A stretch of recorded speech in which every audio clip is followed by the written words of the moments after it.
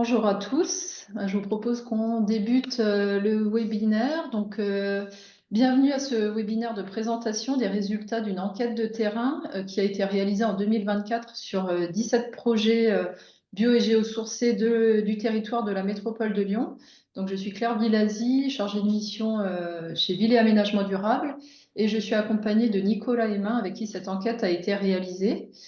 Concernant le déroulé du webinaire, un petit mot d'introduction par Béatrice Couturier de la métropole de Lyon. Ensuite, nous vous présenterons quelques enseignements transversaux issus de cette enquête, puis nous ferons un focus sur les 4 modes constructifs étudiés, c'est-à-dire la pierre structurelle, l'ossature bois, les blocs de chanvre et puis les blocs de terre comprimés, avec des témoignages de différents acteurs que nous avons pu interroger. Et enfin, un mot de conclusion par Vincent Piotrowski de la métropole de Lyon.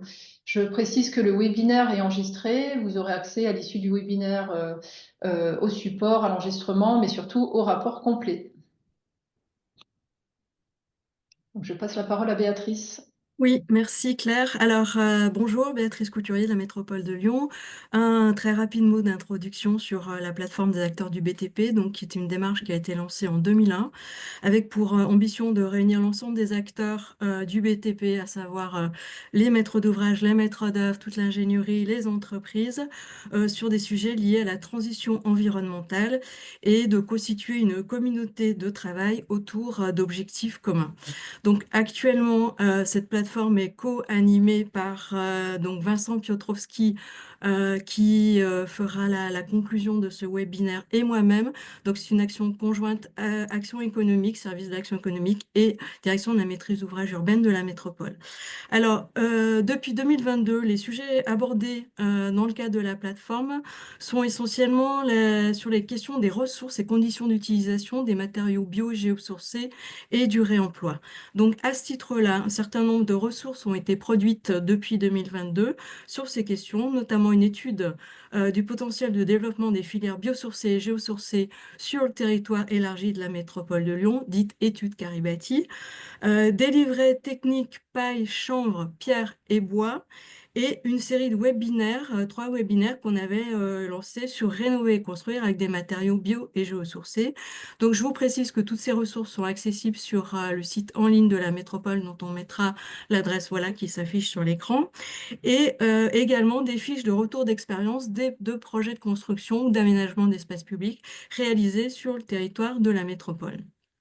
Et là, en 2024, donc, nous avons complété ce volet ressources en demandant à VAD donc, de lancer une nouvelle étude qui s'appelle, et qui va être l'objet donc, de cette présentation de ce webinaire, Analyse transversale d'un panel de projets immobiliers de la métropole de Lyon construits avec des matériaux bio et géosourcés.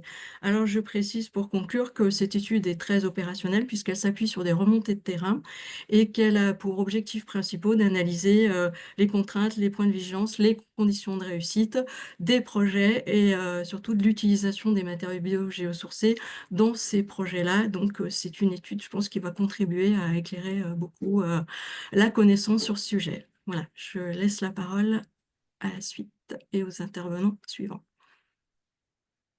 Alors, on va commencer d'abord par présenter quelques enseignements transversaux issus de cette enquête.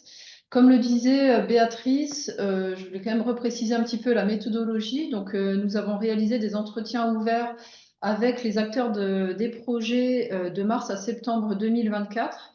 L'objectif, c'était vraiment d'aborder les solutions techniques mises en œuvre de manière assez opérationnelle, de voir les impacts sur le montage des projets, les questions aussi d'approvisionnement, voir si ça a été une problématique ou non, les filières mobilisées, et puis aussi tout ce qui est cadre assurantiel, réglementaire, normatif, etc. Dès le début, nous avons fait le choix de nous focaliser sur 4 modes constructifs. L'ossature bois en mur et façade, les blocs de béton de chanvre, la pierre structurelle et les blocs de terre comprimés.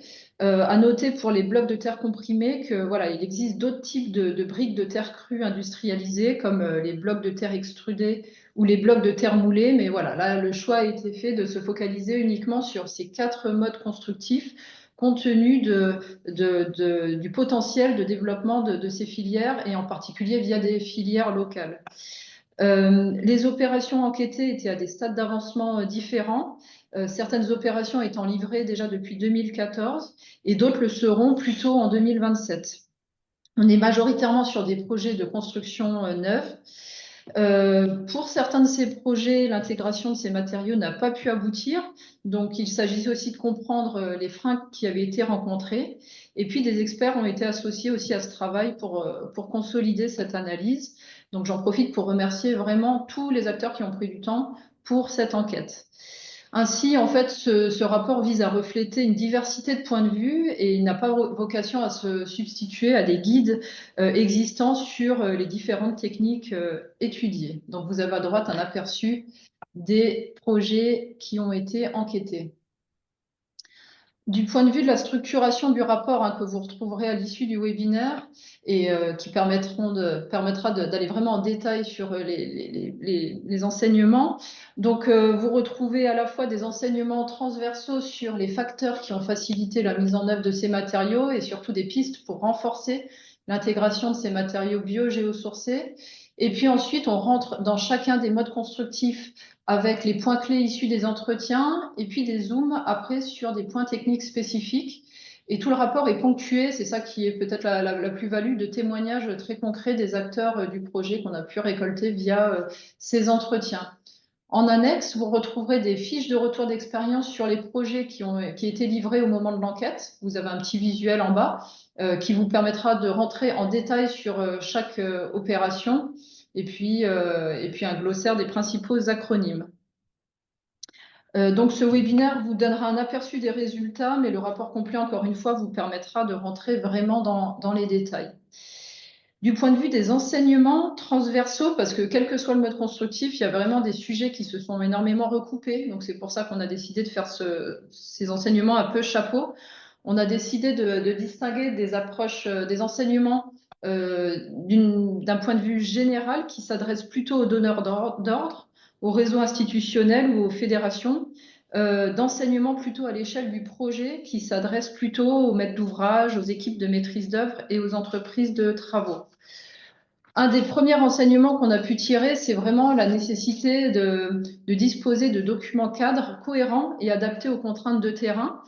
C'est-à-dire qu'en plus de cadres réglementaires nationaux comme la RE 2020, il y a des réglementations locales ou des démarches volontaires de maîtres d'ouvrage qui peuvent s'appliquer et qui ajoutent des contraintes spécifiques au projet. Ces documents présentent l'intérêt de retranscrire une volonté politique. Néanmoins, ces contraintes peuvent des fois être contradictoires et jouer en défaveur de la mise en œuvre de certains systèmes constructifs.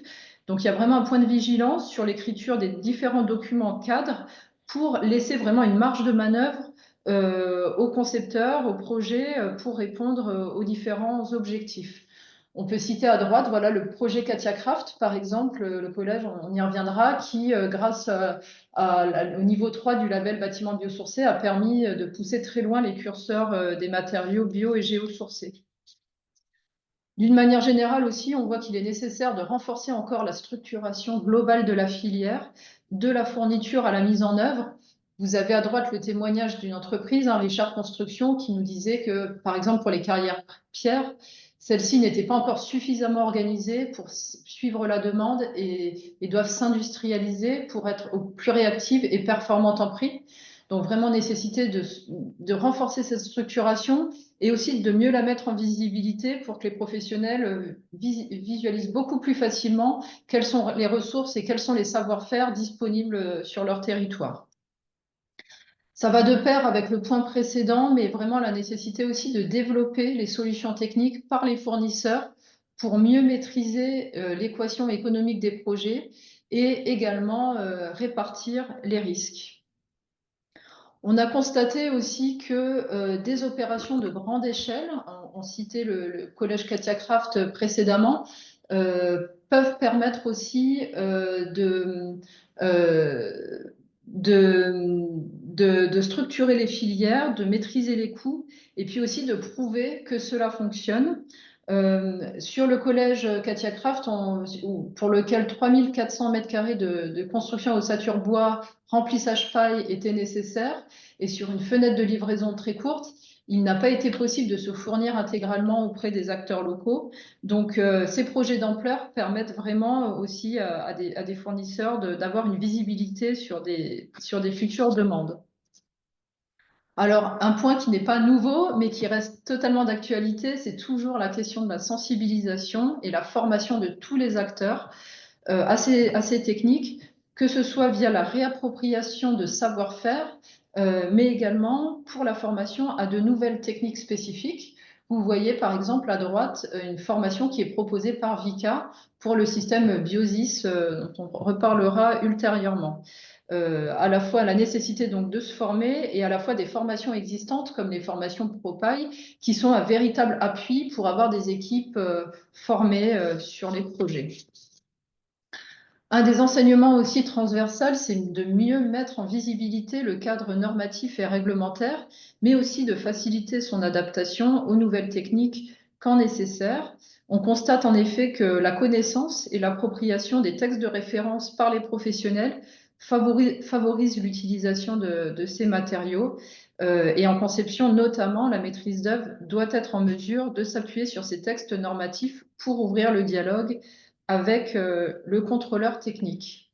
On voit par exemple à droite Grand Lieu Habitat qui est cité pour l'opération Ampère, donc des logements en bois paille livrés en 2014, que le fait que les règles professionnelles aient été publiées et validées en amont a permis de faire que ce sujet n'était finalement pas une problématique voilà, pour cette opération.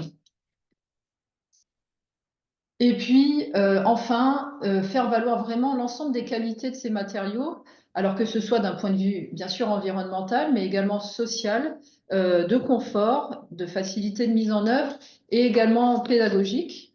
À droite, vous voyez la pose de la première botte de paille par le conseil municipal de la jeunesse pour le collège Katia Kraft. Donc voilà, c'est toutes ces qualités qu'il faut aussi réussir à mettre en avant sur ces matériaux.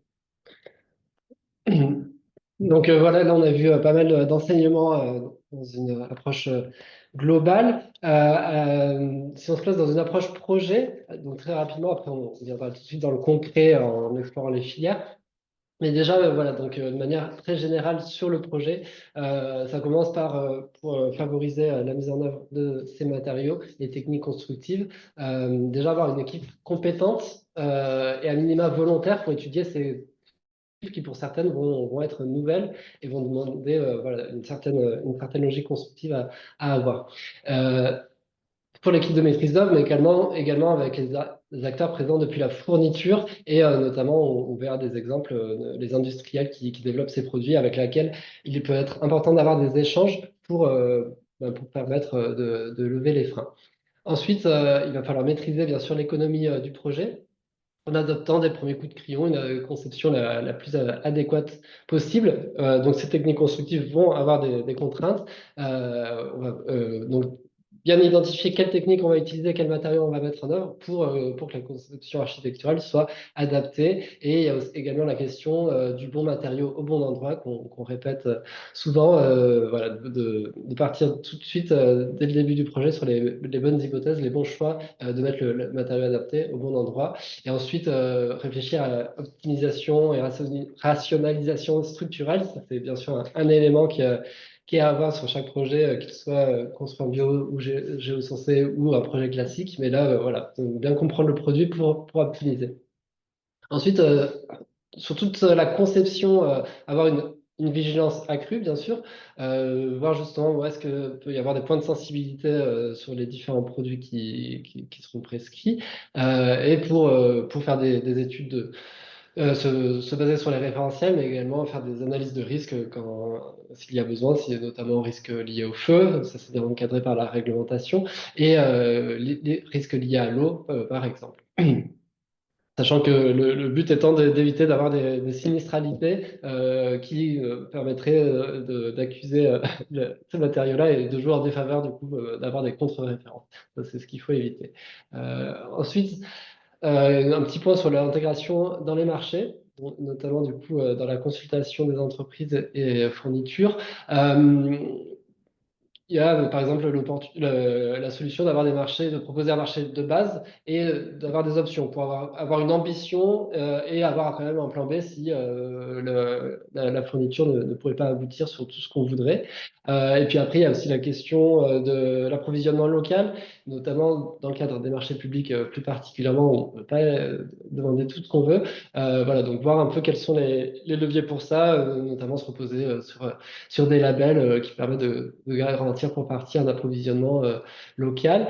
Et ensuite, donc la vigilance accrue en conception pour bien gérer les risques, elle va aussi se retrouver sur le chantier lors de la mise en œuvre, sachant que justement, peut-être que les entreprises débuteront en quelque sorte sur, comme je le disais tout à l'heure, ça peut être des techniques assez nouvelles qui sont en train de se mettre en place. Donc, point de vigilance accrue sur le chantier. Également, avec tous ces matériaux-là, on peut avoir plus d'interfaces entre plus de corps d'état. Donc, il y a vraiment point de vigilance à avoir là-dessus.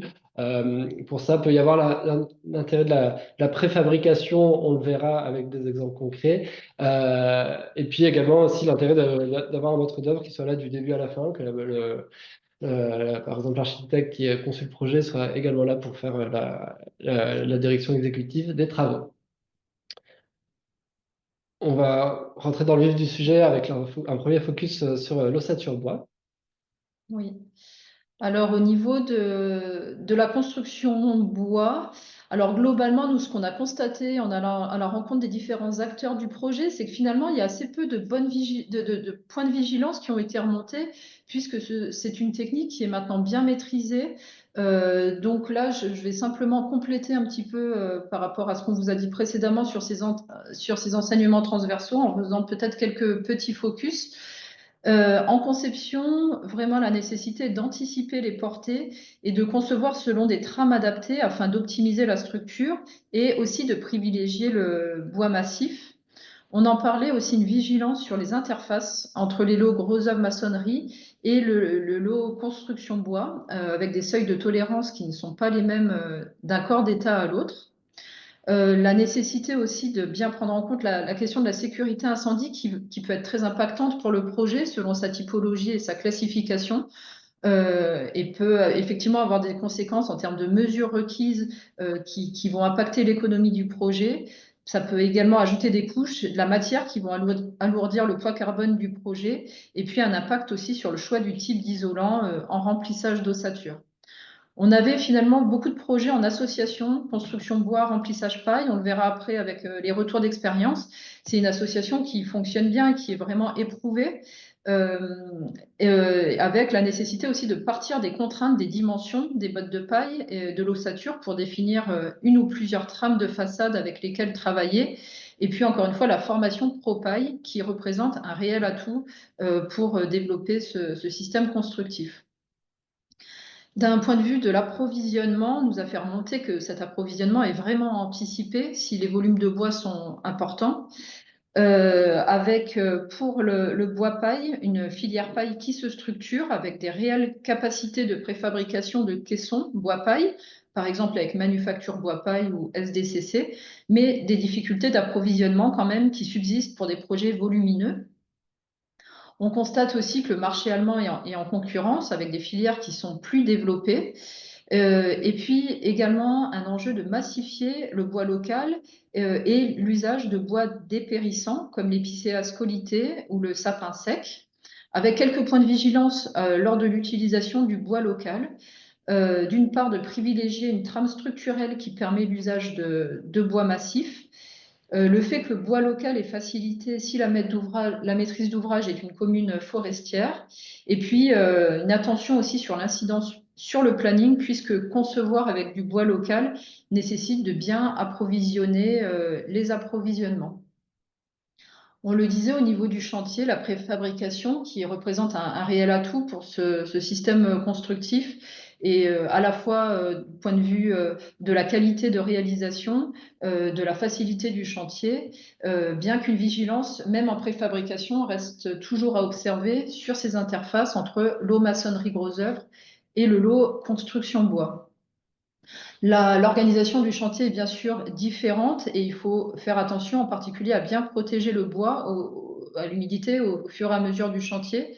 Et puis la gestion de la grue aussi, en particulier entre le lot gros œuvre et ce lot ossature bois.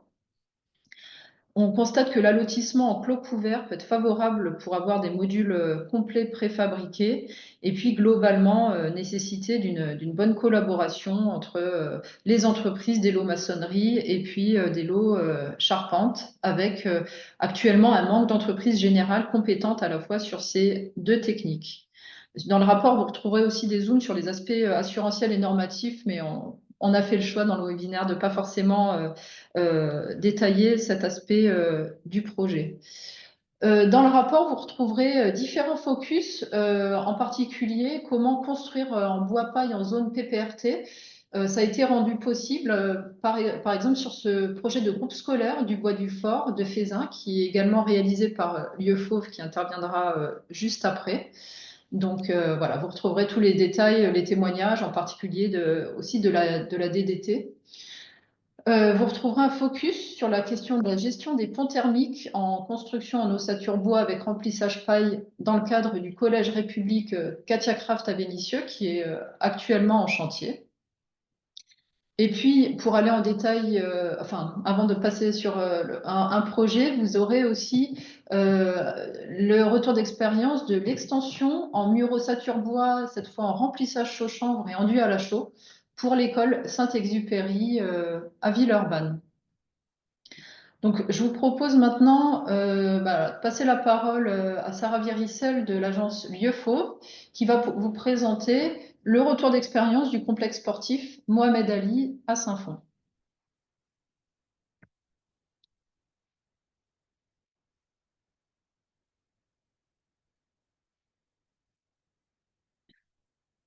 Alors, Sarah, euh, ah, on te passe la parole. Oui, bonjour. Est-ce que vous Voilà, c'est bon, m'entendez? on t'entend bien. Normalement, tu as la main pour passer les slides. Ok. Alors, voilà, c'est le complexe sportif Mohamed Ali à Saint-Fond qui a fait l'objet d'un concours dont nous avons été lauréats et qui se situe. Alors, je n'arrive pas à passer les slides. Je vais essayer de revenir. Pourquoi ça ne marche pas? Ah, voilà. Là, ça défile, ouais. Ça va trop vite.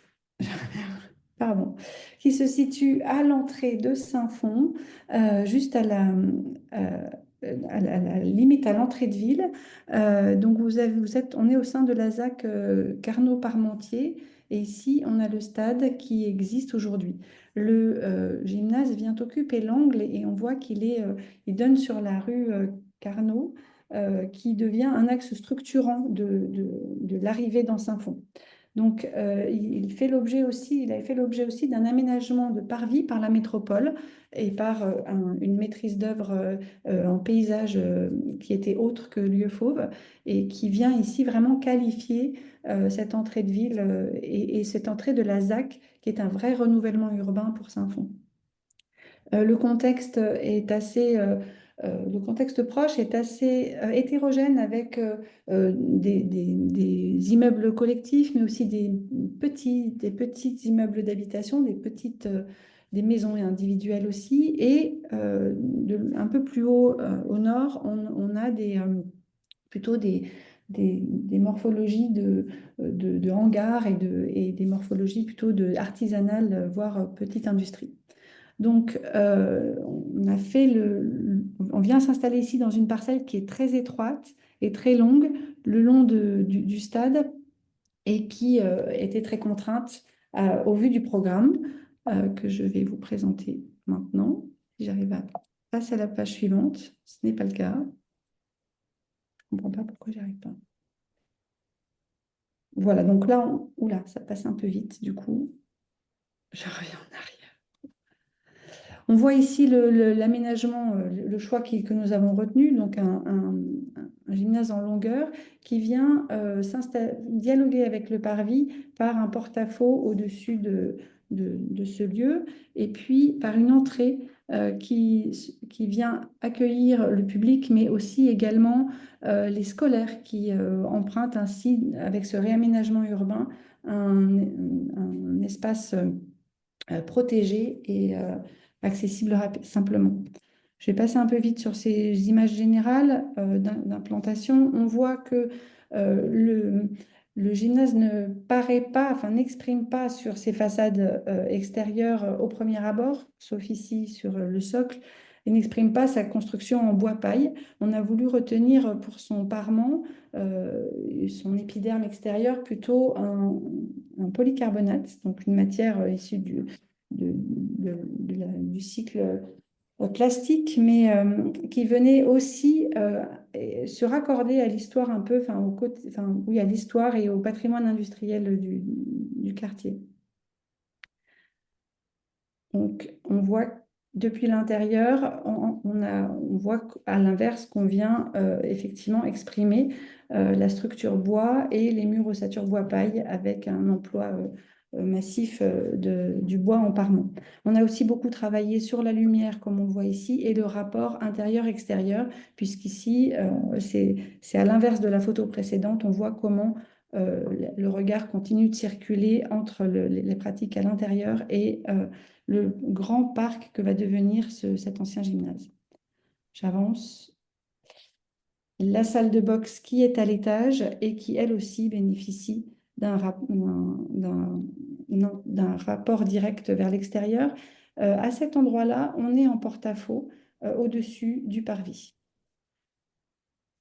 Voilà, donc on voit les caractéristiques. Alors, il y a un slide qui a sauté, mais c'est une salle qui accueille, c'est un gymnase qui accueille une grande salle multisport, une salle de boxe, une salle de musculation, et puis ensuite l'ensemble des services annexes, et notamment tous les vestiaires. Ici, on voit un détail de la structure bois au droit du porte-à-faux. Et puis les caractéristiques du projet qui sont des charpents de bois avec dans la grande salle une portée de 25 mètres, dans cette petite salle un porte-à-faux de 4,30 m et on voit comment il a été repris par une structure sous forme de poutre treillis. Tout ça a été conçu par notre bureau d'études associé en charpente bois qui est Arborescence, avec qui nous travaillons très régulièrement sur ces sujets-là et qui maîtrise tout à fait à la fois les sujets techniques structurels mais aussi réglementaires et notamment incendie.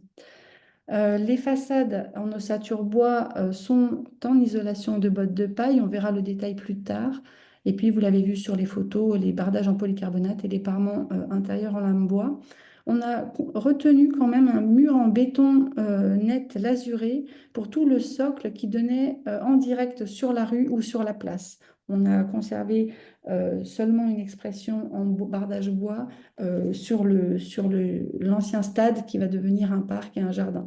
Mais dans un contexte qui est quand même relativement agressif, on va dire, en usage par rapport à ce socle sur rez-de-chaussée, on a quand même privilégié un mur en béton pour le rendre pérenne. La toiture est en bac acier, isolant laine de roche haute densité. Et les essences de bois sont locales avec de la charpente en épicéa, des parements intérieurs en épicéa ou sapin et du bardage en douglas. Et on n'a pas, à l'époque, la crise des scolytes n'était pas encore aussi vive qu'aujourd'hui. Donc, on n'a pas utilisé sur ce projet-là de bois scolyté, ce qu'on fait aujourd'hui sur d'autres projets. Les besoins de chauffage s'évaluent à 52,7 kWh par mètre carré par an, donc ce qui est très performant pour ce type d'usage. Et enfin, on a vu l'éclairage naturel abondant qui était corrélé à des protections solaires fixes, puisque dans les gymnases, le confort d'été, le confort des surchauffes est un sujet essentiel, puisque on s'échauffe vite quand on pratique du sport. Et donc, il est important d'avoir une maîtrise des apports. On va maintenant faire le focus sur la paille. Et donc, pourquoi la paille? Aujourd'hui, nous, on utilise la paille dans tous nos complexes sportifs. parce que c'est une ressource décarbonée, qui est même un poids carbone, on va dire, négatif dans le projet. C'est une ressource qui est renouvelable annuellement, ce qui est le cas de très peu d'autres matériaux biosourcés, peut-être à part le chanvre et l'herbe. Mais cette notion de renouvelable annuellement est un très fort atout pour ce genre de produit. C'est un produit qui est local, qui est hyper disponible en Rhône-Alpes. C'est un complément d'activité pour les agriculteurs et c'est aussi un matériau recyclable. J'ai entendu tout à l'heure qu'il y avait des difficultés d'approvisionnement pour des grandes quantités. Je pense que c'est pas une réalité à généraliser parce qu'on a déjà eu le cas de grosses fournitures. Je pense au collège de Clermont-Ferrand qui a fourni plus que le collège Katia Kraft et qui a tout à fait réussi à se fournir localement. Donc c'est une question d'anticipation, de choix des entreprises qui vont répondre. Si les entreprises sont locales, il y a plus de chances d'avoir une fourniture de bottes de paille locales.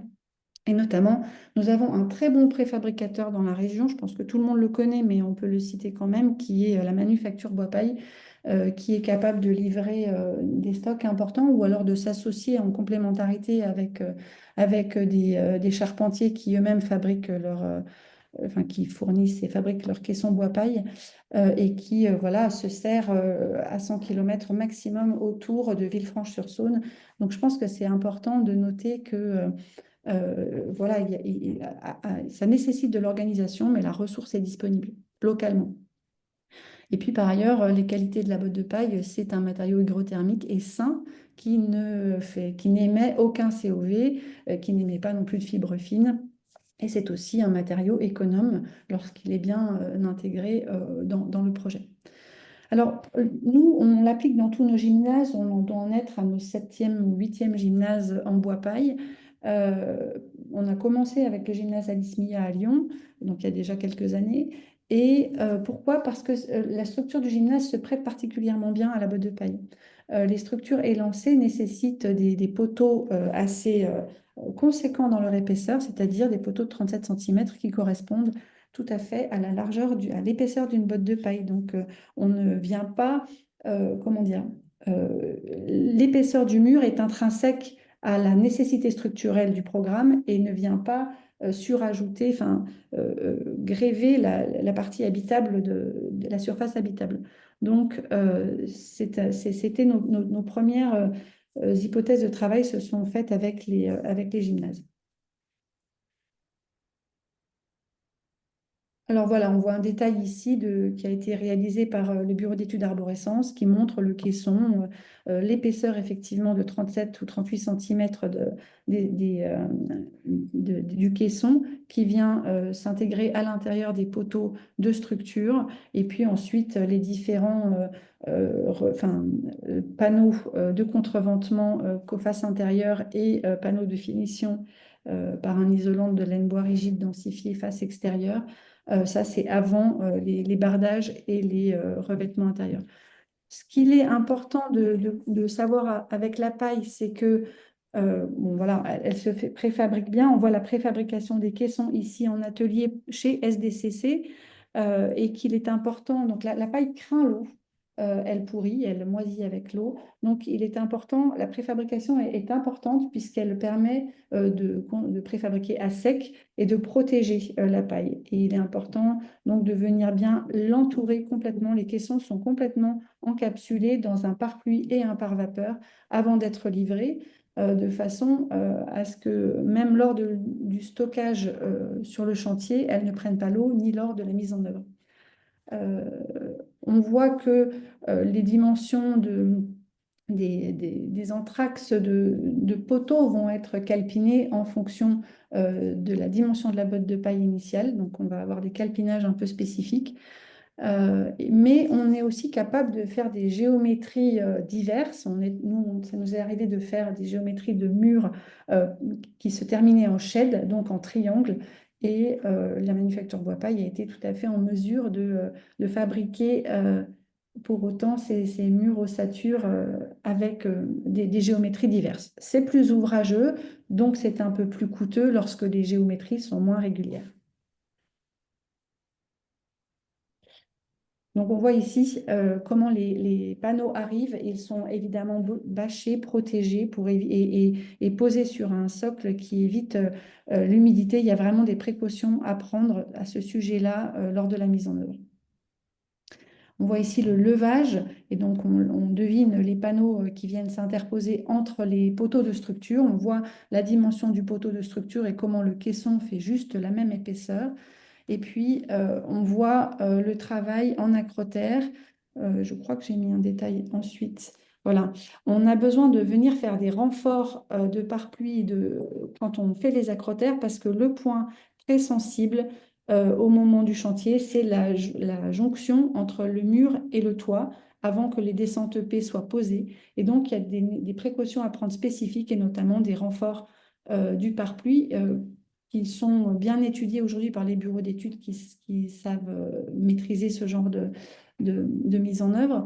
Et puis, les entreprises sont aussi de plus en plus formées. En tout cas, la SDCC avait d'elle-même choisi d'utiliser un pare-pluie plus solide, oui, plus résistant, enfin de renforcer en tout cas son pare-pluie pour n'avoir pas à prendre de risques sur des éventuelles infiltrations lors du raccordement entre le mur et le toit. Alors, les problématiques, ce que je voulais quand même préciser, c'est qu'il est obligatoire d'être formé ProPaille pour être assuré quand on construit en paille. Sinon, voilà, sinon, ça veut dire, enfin, les règles ProPaille impliquent une formation à ces règles-là, sinon on n'est pas assuré. Donc, il faut être formé à la fois en équipe de maîtrise d'œuvre, mais il faut aussi que les entreprises soient formées, ce qui signifie pour les architectes que lorsque les entreprises sont retenues, on doit demander qui sont les salariés de l'entreprise qui sont formés ProPaille pour s'assurer que c'est bien le cas. Donc, on l'a dit tout à l'heure, la paille craint l'eau et donc les intempéries de chantier, c'est vraiment le point vigilant. Il arrive que des bottes de paille puissent prendre l'eau en chantier et là, il n'y a pas d'alternative. On doit déposer, enlever les bottes de paille qui ont pris l'eau, laisser sécher les ossatures et remettre des nouvelles bottes de paille lorsqu'il y a un sinistre. Voilà, généralement, ça se passe bien lorsque c'est bien anticipé, mais enfin, ça peut arriver. Et notamment, on a dit des attentions particulières au raccord mur-toiture lorsqu'on a une acrotère. Une autre chose sur les problématiques, c'est le poids de la paille. La paille, c'est beaucoup plus pesant que des isolations de type même laine de bois. Et donc, dans un premier temps, on a plutôt, nous, travaillé sur des emplois en parois verticales. Mais aujourd'hui, on arrive avec nos bureaux d'études qui sont montés en compétences à les proposer, y compris en rampant de toiture. Dans les perspectives, effectivement, je pense que on sent une montée en compétence des entreprises et on sent qu'il y a de plus en plus de charpentiers qui sont aptes à réaliser ce système et qui sont formés ProPaille. On a cet acteur local de préfabrication avec la manufacture Bois-Paille qui livre non seulement dans notre région, mais qui livre en France entière, hein, voilà. Et puis, dans les perspectives, une diversification des programmes qui peuvent avoir recours à l'isolation bois-paille. Nous, maintenant, on l'utilise dans le scolaire. À Fézin, comme ça a été montré tout à l'heure, on l'a employé notamment en rampant de toiture. Et puis, sur d'autres écoles, on l'applique. On l'applique aussi sur des programmes logistiques de type recyclerie. Et on s'interroge pour savoir sur quel type de logement on pourrait l'employer, sachant que le logement, on est tellement contraint sur les surfaces que c'est un peu plus complexe, étant donné l'épaisseur de la botte de paille. Et puis enfin, dans les perspectives, je noterai qu'on est à l'aube d'une refonte de la réglementation incendie sur les matériaux biosourcés et bois, et donc qu'il va falloir suivre cette évolution de la réglementation de près pour savoir sur quel type d'ouvrage on va pouvoir continuer à l'utiliser et dans quel type de complexe entre les parements extérieurs et les parements intérieurs. Dernière slide, je crois. Non. Si, voilà, pour vous montrer que un autre gymnase, on a utilisé le bois paille également et qu'on était sur des structures triangulaires qui ont été tout à fait possibles à réaliser. Une géométrie non orthogonale. Et enfin, à peine un peu. Voilà, la fameuse école du bois du Fort à Faisin. On est en zone PPRT. Donc, il y a eu des échanges très réguliers et avec le bureau de contrôle, avec les pompiers, mais également avec les services de la préfecture pour évaluer la capacité à utiliser ces matériaux-là, puisque le matériau bois et encore plus le bois paille n'était pas référencé dans les matériaux utilisables en zone PPRT. Donc on a fait tout un travail avec les services pour évaluer cette solution-là. Et donc ça a été validé. Ça a nécessité quelques renforcements que le bureau d'études a justifiés, toujours arborescence, avec un ancrage beaucoup plus récurrent et donc des platines pour sceller les structures verticales dans les fondations de façon beaucoup plus récurrente qu'en enfin, qu'en zone non PPRT. Mais on a réussi à faire tous ces rampants qui font 8 mètres de long en bois paille. Et on a senti quand on a fait la visite de chantier avec les utilisateurs et ensuite quand on a fait l'inauguration en septembre, la différence, enfin le confort thermique qu'apporte la paille, notamment la paille en toiture, puisque elle protège de l'onde de chaleur qui rentre dans l'établissement. Voilà. Merci beaucoup, Sarah. Tu as quelques questions dans le chat, donc si tu peux rester encore un tout petit peu avec nous et répondre, ce sera super. Merci. Alors, je vais essayer de voir les questions. Euh, Et du coup, donc tout ça à retrouver plus en détail, les témoignages dans le rapport. Je vous propose d'enchaîner sur la focus sur les blocs de béton de chanvre. Du coup, sur les bétons de chanvre, les points clés issus des entretiens, donc pareil, conception, approvisionnement, chantier. D'abord en conception, donc là on est sur le bloc de béton de chanvre,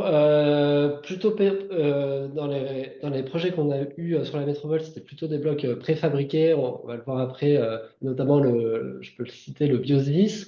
Donc pour prendre l'exemple de Biosys, je sens que c'est un produit qui a des caractéristiques propres et du coup ça demande un travail de capinage très rigoureux en conception. Parce que va y avoir des chaînages horizontaux, des chaînages verticaux. Voilà, de toute façon, c'est un produit qui est sous avis technique, donc à se référer à l'avis technique, mais pour adapter la conception à la ressource et du coup être en parfaite cohérence avec les contraintes du produit. Donc pour ça, justement, s'appuyer sur les textes normatifs existants. Donc j'ai l'exemple de la vie technique du Biosys. Il y a également des produits ISO-M sous ATEX.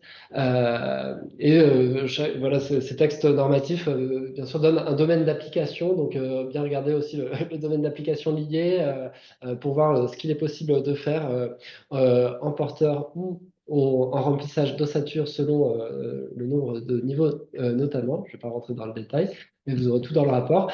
Et pour ça, du coup, vu que on est sur des constructions, des techniques assez récentes, assez nouvelles, c'est essentiel d'avoir une formation, des équipes de maîtrise d'œuvre et des échanges avec les fournisseurs pour monter en compétences et pour adapter justement le projet à la fourniture. Et le dernier point là-dessus, c'est justement le besoin qu'il y a aujourd'hui de développer certains détails spécifiques pour adapter la mise en œuvre aux contraintes des différents projets en fonction des typologies et justement en fonction du domaine d'application et des contraintes réglementaires ou normatives.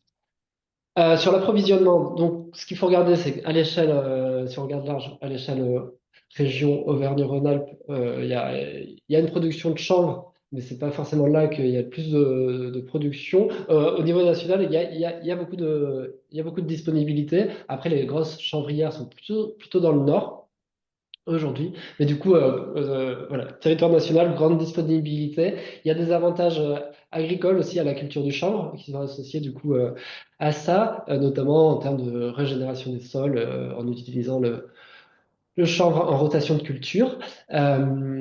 Et aujourd'hui, voilà, il y a des produits qui se positionnent sur le marché de blocs de chanvre préfabriqués. Donc, je les ai cités, le Biosys avec la tech, la vie technique, donc avec une production plutôt en région Bourgogne-Franche-Comté. IsoHemp, donc un produit belge, mais voilà, qui est quand même à citer, donc avec un Actex A. Et ce qu'il faut observer aujourd'hui, je disais qu'en région Auvergne-Rhône-Alpes, c'est pas là qu'il y a les plus grosses chanvrières, mais il y a quand même des chanvrières qui sont présentes, qui sont actives, et il y a des opportunités de développement et notamment des acteurs qui se positionnent pour, je pense à Chanvre Avenir par exemple, qui est un producteur qui cherche à industrialiser justement les blocs préfabriqués. Aujourd'hui, il y a une production plutôt artisanale. L'idée, c'est d'aller vers des process un peu plus industrialisés pour permettre de répondre à une demande et à des projets de manière fiable et en quantité suffisante. Ensuite, sur le chantier, ce qu'on observe, c'est que déjà, c'est un produit ces blocs préfabriqués qui peuvent demander une mise en œuvre assez exigeante, avec un besoin de manutention et de découpe soignée. C'est un produit qui peut être friable. Il faut également bien respecter le calpinage qui aura été optimisé en conception pour éviter notamment les chutes, pour faciliter la mise en œuvre. Mais voilà, sur le chantier, il faut aussi avoir en tête cette question de calpinage. Et ce sont des blocs, emboîtement sous forme de pneus mortaise. Donc bien garder aussi cette logique d'emboîtement et ne pas découper n'importe comment pour pouvoir garder cette possibilité d'emboîter. Et justement, si le travail est bien fait, c'est un produit qui peut s'emboîter en pose sèche a priori, et du coup permettre des montages rapides, notamment justement si les découpes sont limitées, si le calpinage a été bien travaillé dès la conception. Point de vigilance sur le stockage, un stockage adapté, ça, de toute façon sur le chantier, les produits sont toujours à préserver du risque d'humidité. On l'a vu avec l'exemple de la préfabrication paille qui permettait de protéger les bottes de paille. Là, il y a un gros enjeu sur ces blocs parce que finalement, ils vont quand même, une fois qu'ils seront humides, ils seront encore plus friables et encore plus lourds et plus difficiles à manœuvrer de manière soignée. Donc aussi un besoin de formation des entreprises sur ces techniques nouvelles et voilà que les entreprises montent en compétences et se forment sur ces mises en œuvre. Mais par contre, à contrario, c'est l'opportunité de développer des nouveaux métiers et également d'intégrer un volet insertion sur les chantiers avec mise en œuvre de blocs de béton de chanvre. Donc pareil, là, vous retrouverez un peu tous les détails et témoignages notamment sur cette opération, la Maison de la Diversité à Lyon 4, qui est un exemple avec mise en œuvre de Biosys en R+3. Donc sur 3 niveaux, et c'est classé en logement collectif de deuxième famille. Donc R+3, on n'est pas sur du porteur, on est sur du remplissage d'ossature. Logement collectif, ça c'est important parce que c'est vrai que du coup le Biosys c'est très adapté pour la maison individuelle en porteur jusqu'en R+1. Là, ça remplissage d'ossature structurellement, il n'y a aucune question. Les questions sont plus posées sur la réglementation acoustique et notamment la transmission de bruit d'un appartement, d'un local vers un autre local, entre deux appartements. Ça demandait de travailler à l'architecte JIA, de travailler étroitement avec le producteur pour résoudre ces problèmes-là. Et ça a également impacté le projet. Voilà. J'en dis pas plus, vous trouverez tous les détails dans le rapport. Et je laisse du coup la parole à Lipstick Xanadu, Sandrine Gonon, pour nous présenter plus en détail la maison des Compagnons du Devoir de Brigné. Le temps de donner le contrôle à distance. Alors bonjour, donc en effet je me présente, je suis Sandrine Gonon de l'agence Lipstick Xanadu et donc en effet on a pu travailler pour une première fois le bloc de béton de champ sur le projet de la maison des Compagnons du Devoir qui se situe à Brigneux, que je vais vous présenter. On vient tout juste de livrer. Donc je vais essayer de passer à la slide suivante. Ouais, c'est bon.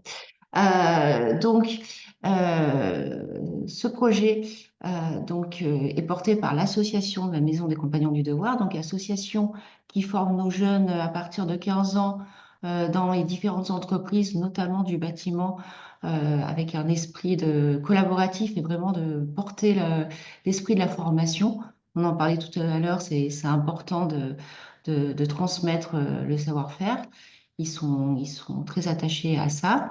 On avait un deuxième maître d'ouvrage sur ce projet qui est Arcade Vive SFHE, qui lui porte la partie hébergement, puisque les jeunes viennent sur site dormir et travailler dans l'école et en même temps travaillent dans les entreprises. C'est la slide suivante. Ah, c'est pas très fluide, excusez-moi.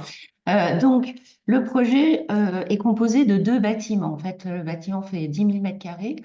On a un premier bâtiment qui est le grand bâtiment en L. Je ne sais pas si vous voyez ma souris, qui est le bâtiment au nord, qui représente l'école, en fait, qui est le centre de formation, qui est composé de 4 pôles. Un pôle minéral, donc c'est tout ce qui est maçonnerie, un pôle bois, charpente, menuiserie, fer, et matériaux souples qui correspond en fait à tout ce qui est sellerie et cuir. Avec dans cet équipement-là, enfin, dans cette partie-là de bâtiment, on a bien évidemment les salles de classe, tout ce qui est lié à une école, plus toute la partie administrative du siège de la région des Compagnons qui est venu s'installer. Sur l'autre partie du bâtiment, qui sont les 4 petits plots que vous voyez sur la partie nord, c'est l'hébergement, donc qui correspond à peu près à 200 lits. La particularité du terrain, de ce terrain-là, c'est le dénivelé. On a 10 mètres de dénivelé entre la partie basse et la partie haute. On a donc dû travailler en palier pour implanter notre bâtiment. On a mis un premier plateau, j'allais dire, de rez-de-chaussée, un peu domestique habité, qui correspond aux 2 plots que vous voyez sur la coupe en bas d'hébergement sur la partie droite, avec un patio habité pour tous les services de l'école, des espaces de vie, lié avec une passerelle sur le bâtiment de gauche qui est en lien avec les classes. On a un deuxième rez-de-chaussée, j'allais dire habité, en dessous, qui est lui vraiment le rez-de-chaussée de la production, c'est-à-dire avec une énorme cour de production parce qu'il travaille beaucoup dehors, les ateliers avec différentes hauteurs et la partie technique des hébergements. Pareil. Slide suivante. Voilà. Donc pour comprendre l'arrivée du chanvre sur ce bâtiment, et notamment de différents matériaux, j'allais dire, dans l'essence même et dans le travail avec les compagnons, on a voulu que ce bâtiment, qui est je le redis, a une vocation d'école, serve en fait d'outil pour les différents professeurs pour expliquer le métier à la fois aujourd'hui et de demain, d'où l'intérêt aussi d'apporter des matériaux biosourcés et de montrer aussi l'évolution de nos constructions. Donc on est resté sur des matériaux visibles dans les différents espaces du projet. Passer sur la slide après. Voilà. Et alors, bien évidemment, sur le projet, on a travaillé différentes échelles, donc différents matériaux au bon endroit, au bon usage, on le répète souvent, en fonction de l'échelle domestique du patio, de la salle de classe ou des grands ateliers. Il y a un travail, alors là, qui n'est pas en photo, qui s'est fait aussi avec les différents jeunes, qui fait partie aussi du souci de la formation, c'est qu'on avait imaginé prendre les jeunes pour travailler sur le projet et pour des histoires de décennale et d'assurance, ça n'a pas été possible avec les entreprises, tout simplement dans la réglementation actuelle en France. Donc du coup, on a travaillé en second, c'est ce qu'ils sont en train de faire actuellement, c'est que les jeunes travaillent sur du mobilier qu'on a pu apporter et qui va être apporté dans les bâtiments. Notamment, il y a un immense lustre qui est en train de se construire en marqueterie de paille, par exemple, qui est un savoir-faire aussi français qui se travaille. On va pouvoir mettre en avant dans le bâtiment. Alors, je parlais des matériaux. Il faut voir ce bâtiment-là, on l'a étudié il y a plus de 6 ans, plus de 5 ans même, et qu'on n'était peut-être pas encore complètement au point et pas accompagné tout à fait sur le type de matériaux qu'on pouvait mettre dans notre construction. On avait un autre impératif qui était des grands ateliers avec très peu de porteurs, minimum de poteaux, c'était une vraie exigence du client. Donc, on est parti sur un système structurel simple qu'on connaît, qui est le béton, poteau, poutre et dalles alvéolaires, dalles précontraintes.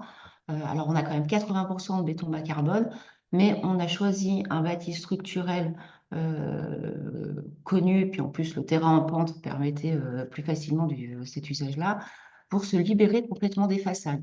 Et là, pour avoir des façades complètement libres structurellement, ça nous a permis de travailler différents matériaux, notamment les meubles et les façades bois, qu'on a pu mettre grâce à des grands vents et des protections sur la façade nord, qui est une façade technique des ateliers, la passerelle qui est une passerelle ouverte des accès aux salles de classe. Et sur la partie façade sud, est et ouest, on a donc travaillé le chanvre, qui, outre ses grandes qualités que je vais vous développer environnementales, a apporté surtout une qualité thermique, hygrométrique sur ces façades-là exposées, qui nous a permis de répondre et d'apporter de la qualité dans le bâtiment.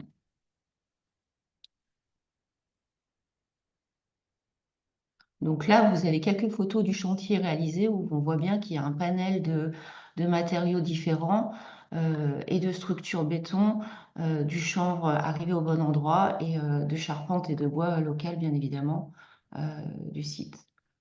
Alors maintenant, j'aimerais vous faire un focus vraiment sur le chanvre. Alors pourquoi le chanvre? Le chanvre, un peu comme la paille, est une plante cultivée en France. Alors plus dans le nord de la France, c'est vrai, mais quand même fait partie de notre culture. A été énormément développée jusqu'aux années 30. Elle s'utilise notamment dans le domaine du textile, du papier, de l'agriculture. Elle était déjà bien ancrée dans notre territoire. Aujourd'hui, on la retrouve maintenant dans la construction, ce qui est plutôt une bonne chose.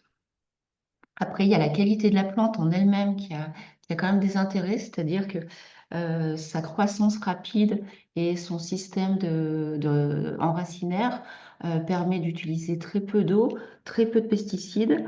Donc, ça a vraiment des qualités par rapport au sol. On l'utilise en jachère aussi, c'est-à-dire qu'un terrain laissé en jachère avec du chanvre regagne 30% de qualité de sol. Et la hauteur des tiges développe aussi pas mal la biodiversité. Donc en fait, cette plante-là, elle présente toutes les qualités sur notre terrain d'usage. Elle a été utilisée maintenant, aujourd'hui, elle est mieux utilisée dans la construction. Alors que ça soit en vrac, en laine, en bloc préfabriqué, vous allez voir, c'est ce qu'on a utilisé, ou en projection dans les ossatures. Alors, nous, on est parti sur du bloc de béton de chanvre, je vais vous l'expliquer sur la prochaine slide, mais j'aimerais faire un focus sur le mot béton. Je vais juste revenir, attendez, à la slide d'avant. Voilà, sur la structure du béton. Le terme béton, en fait, c'est le système le procédé en fait de fabrication, de technique. Le béton, je vous rappelle, enfin vous le savez tous, c'est un mélange de granulats, d'eau et de liant, donc ciment, sable. On appelle béton de chanvre parce qu'en fait, on utilise ce même procédé, c'est-à-dire qu'on utilise la chaudemotte, donc la paille, enfin, la fibre de la chanvre, avec un liant qui est plus généralement une base de chaux, mélangé avec de l'eau, et ça nous donne notre béton. À l'inverse du béton, il y a des problèmes structurels, il est beaucoup moins structurel et moins solide. Vous allez voir, c'est un matériau qui s'effrite quand même pas mal, donc il n'a pas ce système structurel. Donc maintenant, sur les slides d'après, voilà, merci. Pourquoi est-ce qu'on a utilisé et pourquoi est-ce qu'on a choisi les blocs de béton de chanvre, notamment de Biosis? Alors, ça ne s'est pas fait tout de suite. On était parti sur du chanvre, on est allé voir un système de murs préfabriqués avec une entreprise au sud de Paris qui proposait ce système-là. Mais à l'époque, le procédé était encore pas assez développé. Je pense que la société était trop jeune. Pas d'ATEX, pas de réglementation. Donc, on allait face vraiment à des problématiques de chantier. Je vous donne une échelle quand même du projet. La façade qu'on voulait en chanvre fait 90 mètres de long, du R+2 avec plus de 3 mètres ou 4 mètres de hauteur par niveau. Donc, on n'est pas parti là-dessus. On n'est pas parti sur le béton projeté non plus, parce qu'il y avait dans l'ossature et dans le projeté, il y a un système d'humidité et de temps de séchage qui n'était pas compatible non plus avec notre planning. Donc, on s'est retourné naturellement sur ces blocs de béton de chanvre. D'abord parce que le fabricant est quand même local avec Vicat. Que le système est un système simple. Donc, en fait, le bloc de chanvre, c'est un bloc qui fait 60 par 60 par 30 d'épaisseur. C'est un bloc à sec, c'est-à-dire qu'en effet, c'est un système de nervures, enfin, mâle et femelle, qui s'emboîtent. Donc, il n'y a pas de liant à mettre, il n'y a pas besoin de remettre du ciment pour les jointer. Il est fait, alors, je vais dire la contrepartie, c'est que pour le monter en façade sur une telle hauteur, on a des blocs qui servent de coffrage perdu pour mettre quand même des renforts structurels béton, hein, avec ferraille et coulage de béton, notamment aux angles des murs, au niveau des linteaux et des fenêtres. Ça, c'est obligatoire. Mais ça permet quand même, et nous, on l'a vu comme ça, comme un chantier propre et une facilité de le monter en chantier. Vous allez voir que ce n'était pas si simple que ça, mais c'est en train de se développer. Donc, on va aller sur. Alors, si et pourquoi, quels sont les. Je vais quand même revenir sur les valeurs thermiques des avantages de ce bloc-là. C'est qu'il a une très bonne résistance thermique, il a un R de 4,6. Il a un très bon déphasage qui va de 8 à 10 heures. Donc, ça apporte une qualité qui n'est peut-être pas encore assez prise en compte dans notre réglementation, mais qui apporte de la qualité à l'intérieur. Il y a un bon traitement des ponts thermiques. On peut l'utiliser en zone sismique de 1 à 3. Donc, il présente quand même pas mal d'avis. Et il y avait aussi un point important, c'est que Piosis et Vicat avaient travaillé latex. Donc, on n'était pas obligé de s'engager dans une recherche réglementaire avec un bureau de contrôle pour travailler ce système-là. Donc, ensuite, sur le chantier, enfin, sur la conception, c'est peut-être le slide d'après. Les points de vigilance, quel a été notre retour? En étude, on sait en effet ce qui a été dit, on a beaucoup travaillé le calpinage. Je vous ai parlé de la dimension des blocs. Simplement, quand il sort d'usine, le bloc, il n'est pas aussi précis que ça. Il est friable, donc des fois, il faut le recouper. Donc, vous imaginez qu'un bloc de 60 cm sur une longueur de 90 mètres, eh ben, ça ne donne pas toujours un calpinage extrêmement précis. Donc, en conception, il est évident qu'il faut travailler les dimensions des ouvertures et des fenêtres par rapport à ça. On s'est beaucoup aussi focalisé sur les points singuliers du bâtiment, mais je pense que ça, c'est notre défaut d'architecte. On a évidemment travaillé la mise en place des menuiseries, comment nos planchers allaient s'accrocher par rapport aux murs de chambre pour y travailler l'acoustique. Le champ a des très bonnes qualités acoustiques, mais par contre, de transmission, il y a des points de vigilance qu'on a été obligé de faire. Surtout, nous, on était dans un cadre particulier avec des ateliers bruyants au-dessus de salles administratives et de bureaux. Et puis, on a travaillé aussi la portée de notre acrotère, puisque elle sert de protection collective et que là aussi, ça a un point structurel important. On n'a peut-être pas été assez vigilante, et là, on l'a découvert en chantier, sur le protocole en fait de montage. On pensait que ça allait être simple de monter des blocs de chanvre, et en fait, c'est là où on s'est aperçu que eh ben, nos compagnons dans nos entreprises ont peut-être perdu le savoir-faire, c'est-à-dire que malgré la présence de Vika, qui est venue plusieurs fois former l'entreprise de maçonnerie et ses sous-traitants, on est passé par 3 équipes différentes avant d'arriver à trouver des compagnons qui suivent bien le protocole, et ça c'est important, de montage pour que ça reste bien à sec, que ça soit bien emboîté correctement et qu'on ait des façades pleines. Ça nous a valu, ce que vous voyez en photo, des blocs qui étaient mis les uns à côté des autres sans cet emboîtement, donc avec des trous évidemment pas acceptables. Après, ça veut dire qu'il a fallu les creuser en biais pour remettre du Schoenvott, donc c'est un mélange de chanvre pour recréer la thermique. Le liant de coulage sur nos blocs creux n'ont pas été coulés au bon moment avec la bonne liquidité. Du coup, on a des murs, quand on a vérifié, tenaient pas la tenue, donc pouvaient tomber. Et puis, on s'est aussi frotté à la non-connaissance du matériau par rapport aux autres intervenants. Je parle notamment, par exemple, du menuisier qui s'est beaucoup posé la question. Alors, ils ont été heureusement tous de très bonne constitution pour voir comment se mettre dans le bloc de chambre, c'est-à-dire comme le bloc de chambre, je le rappelle, est friable, donc comment accrocher la menuiserie pour venir chercher de la solidité. On est allé chercher jusqu'à justement ces morceaux de béton, ces appuis de béton. Aujourd'hui, je crois que depuis, le système a évolué, on peut mieux s'accrocher. Et puis le façadier, qui avait extrêmement peur, en effet, et qui a fait beaucoup reprendre aux maçons, notamment au niveau des embrasures de fenêtres, pour être sûr d'avoir une bonne planéité, puisque ce que je ne vous ai pas dit au départ, c'est que l'intérêt du bloc de chambre, c'est que dans son système constructif, intérieur-extérieur, on fait une finition avec de la chaux pour que ça respire, mais il n'y a pas besoin de rajouter d'isolant, pas besoin de rajouter de vêture, pas besoin de rajouter de renfort, c'est vraiment une façade monobloc avec un enduit de chambre de part et d'autre. On a juste rajouté dans les ateliers sur 1 mètre de hauteur en intérieur un parement bois plus pour la solidité par rapport aux machines et à la spécificité des ateliers qui venaient s'accrocher des fois sur les murs. Sur la slide d'après, voilà, donc on voit un petit peu les différentes particularités du chanvre. Il faut faire attention, en effet, c'est ce que je vous disais, au montage et donc à cette planéité. On voit bien qu'à l'intérieur, on est revenu refaire toutes les jointures, les arrases de murs. Voilà, donc c'est un peu les points singuliers sur lesquels il faut faire attention. Pour terminer, donc je pense que c'est sur voilà, la dernière slide.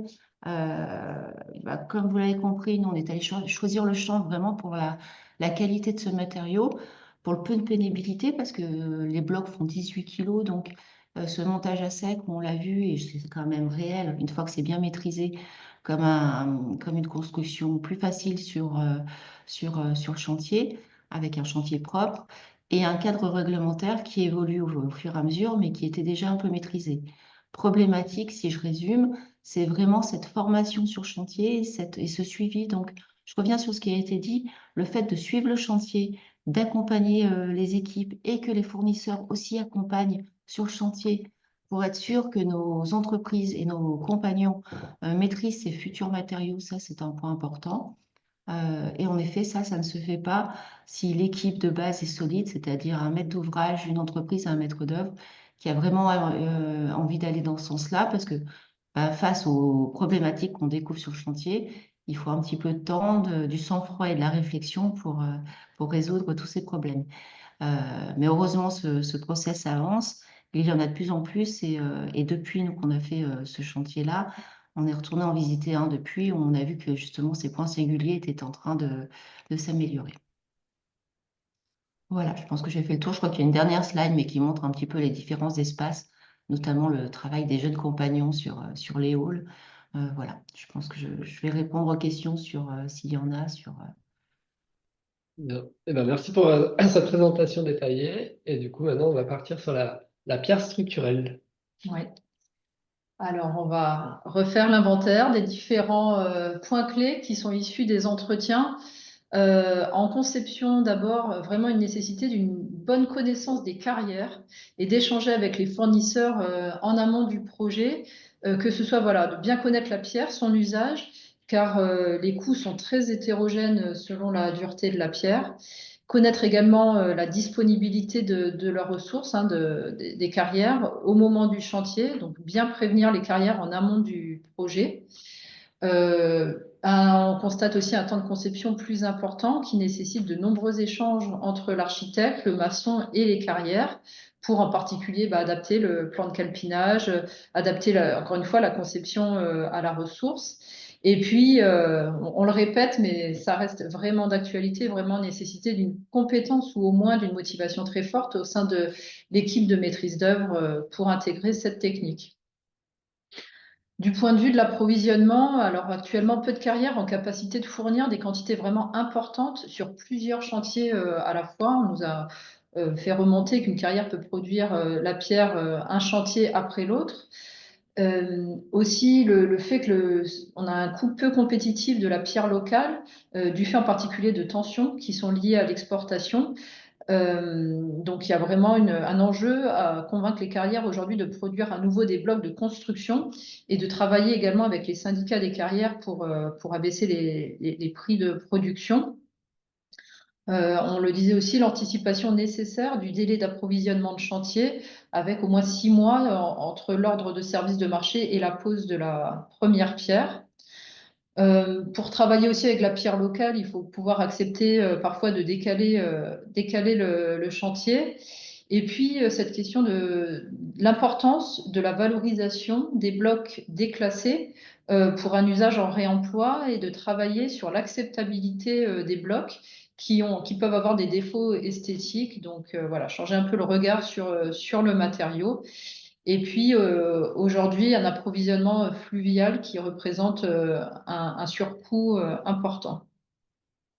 Du point de vue du chantier, comme pour les autres matériaux, finalement, la préfabrication qui permet vraiment d'avoir ensuite un chantier qui est extrêmement facilité. Donc tous les éléments sont découpés en carrière. Donc on aura ainsi un chantier plus rapide avec moins de nuisances. Une vigilance sur le chantier aussi sur la gestion de l'humidité pour la réalisation des lits chauds. Et puis finalement, on nous a quand même indiqué que la mise en œuvre sur chantier est relativement aisée et que finalement, toute entreprise de maçonnerie traditionnelle qui est équipée d'une grue peut finalement basculer sur ce type de système constructif. On nous a relevé aussi un sujet autour des eurocodes avec la nécessité de développer l'article de l'eurocode pour la construction en pierre massive et vous retrouverez un peu les détails sur ce sujet directement dans le rapport.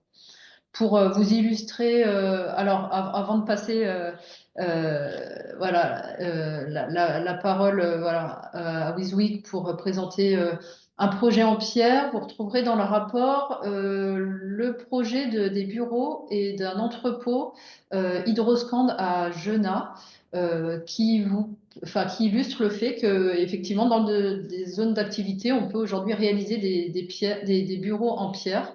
Donc, vous retrouverez tout ce retour d'expérience de ce projet qui a été livré récemment directement dans le rapport. Donc, on va faire aujourd'hui le focus maintenant sur le projet du Cèdre à Lyon 3. Donc, je passe la parole à Nobuko Nansme de l'agence WizWig. Bonjour à tous, est-ce que vous m'entendez? Est-ce que vous m'entendez? Non, manifestement, ça ne marche pas. Oui, oui, on vous entend. Si, on Ah. t'entend bien, Nico. Parce que j'avais un doute, j'avais un message bizarre. Ok. On ne t'entend Comme pas. ça. Ah non.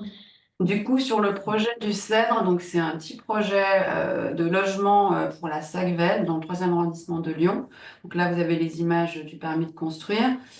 Passer les pages, c'est comment? Ah voilà. Donc c'est un petit projet qui s'inscrit dans un quartier très résidentiel. On a une vue d'ensemble à l'écran avec au premier plan en fait il y a une crèche voisine et tout autour un ensemble assez densément construit. Donc sur le plan déjà architectural et urbain, sur notre terrain on avait une maison existante et tout un tas de petites constructions qui s'étaient rajoutées au fur et à mesure. Donc c'était quand même de restituer un cœur de terrain plus végétalisé.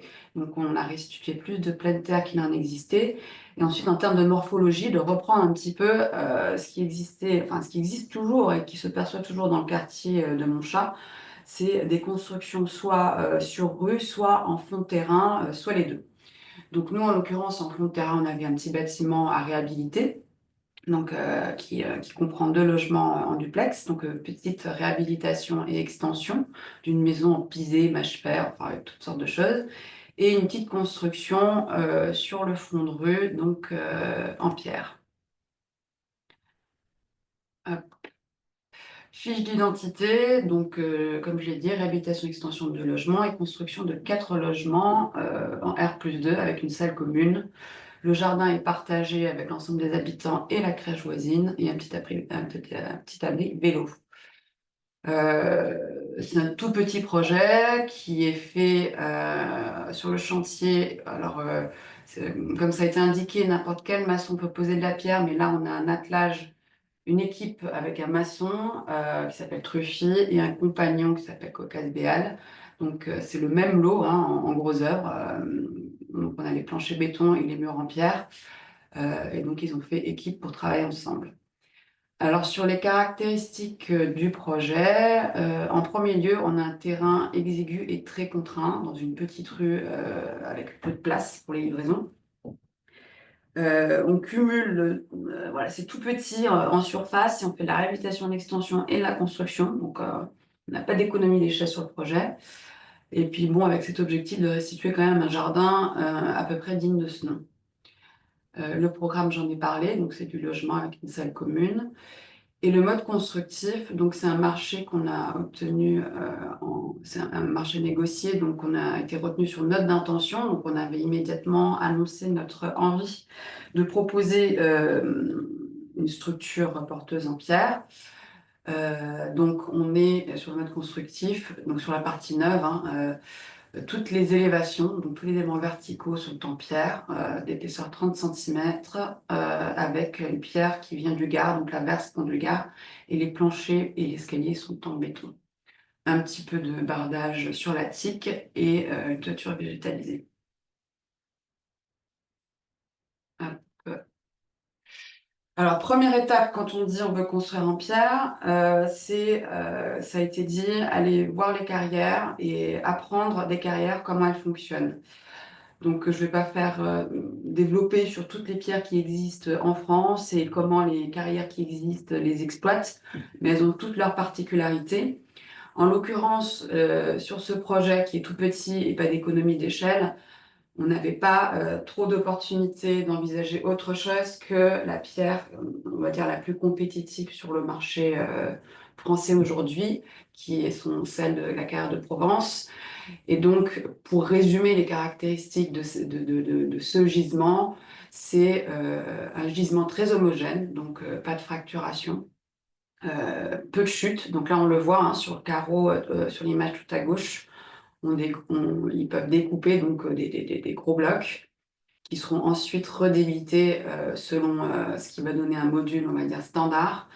Mais on voit bien que quand on peut débiter comme ça dans une carrière, on va provoquer peu de chutes, sachant que le coût de la pierre, c'est essentiellement le temps qu'on passe à la découper. Pardon. Et donc, du coup, ça, c'est le schéma, on va dire, de conception qui nous aide. Donc, en l'occurrence, sur la pierre de verse, on a un module standard qui est finalement celui qui provoque le moins de chute et qui est donc le module de départ, qui fait à peu près 2,10 m de long, 90 de haut.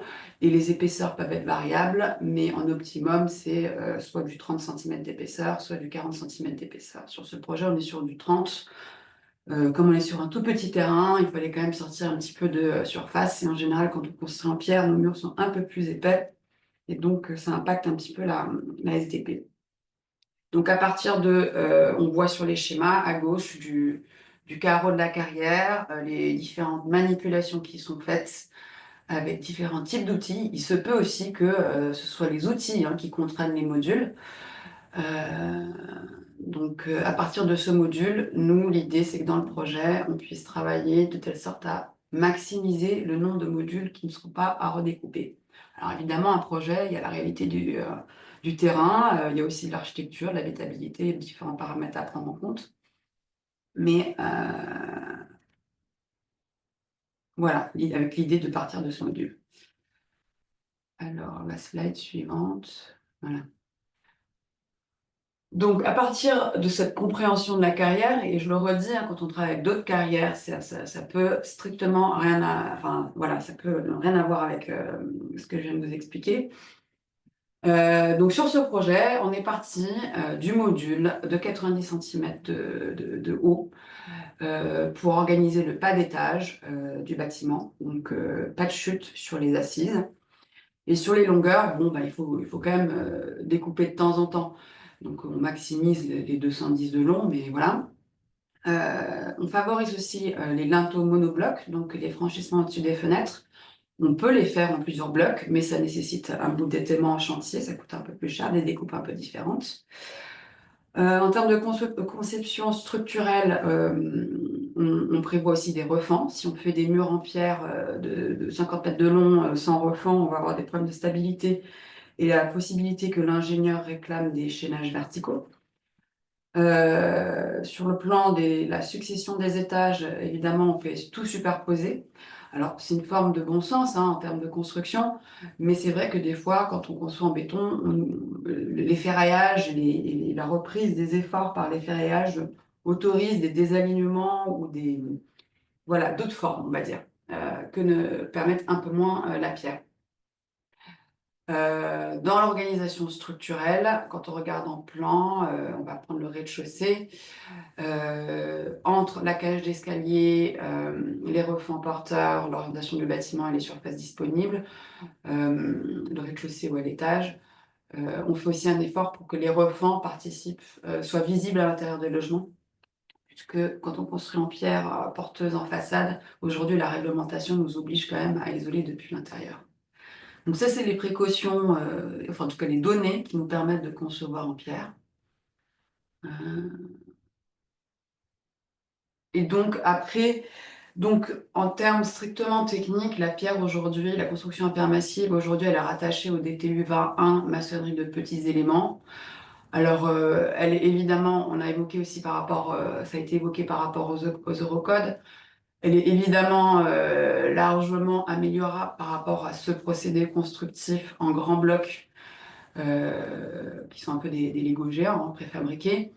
Sur ce type de petit projet, on n'a pas d'écueil, on va dire, administrativo-réglementaire. Sur d'autres projets avec d'autres contraintes, mais c'est pas le sujet du jour. On peut effectivement se heurter aux limites de la réglementation. Mais sur ce projet, voilà, sur un R+2, on n'a pas de problème sur la descente de charge, on n'a pas de problème structurel de liaison. Donc, bon, voilà, faut savoir que ce projet, on l'a déposé en PC, on était encore RT. On développe d'autres projets aujourd'hui avec d'autres paramètres, mais du coup avec d'autres solutions. Mais voilà. Le travail du calpinage, qui a déjà été donc évoqué sur d'autres matériaux. Donc nous, on fait les plans de calpinage bloc à bloc. On s'occupe aussi de la liste de débit. Donc voilà à quoi ça peut ressembler. Enfin, ça n'a absolument rien d'extraordinaire. C'est peut-être un tout petit peu plus compliqué qu'un calpinage de faïence. Mais voilà, ça nécessite des échanges en amont avec la carrière parce qu'une fois qu'on a dit qu'il y avait un module de base, bon, le projet idéal serait qu'on ait zéro contrainte autour, pas de contrainte de surface, et du coup, on ferait un projet à partir du module, mais c'est évidemment pas le cas. Donc, on s'adapte et on multiplie les échanges avec la carrière. Nous, on fait déjà un calpinage en cours d'APD, un calpinage de principe pour échanger avec la carrière, valider les estimations de prix et toujours poser des questions parce que les outils de la carrière peuvent aussi nous aider à concevoir. Quelques images du chantier, donc chantier propre et silencieux, voilà comme ça s'apparence à du préfabriqué. Une grue de levage, une équipe assez restreinte pour poser. C'est vrai, même sur des plus gros chantiers. Là, c'est un tout petit chantier, hein, on a à peine de mémoire, on doit à peine avoir 120 mètres cubes de pierre. Donc, du levage, pose de mortier, on enchaîne. Voilà, rien de bien compliqué. Là, on avait un compagnon sur place, donc sur certains éléments qui auraient pu être ouvragés en carrière, il a souhaité le faire lui-même sur place. C'est pour ça qu'on voit sur la deuxième photo un bloc en train d'être équarri à la main sur je ne sais plus quel détail. Voilà. Mais sinon, voilà, le chantier ressemble plutôt à l'image, la troisième.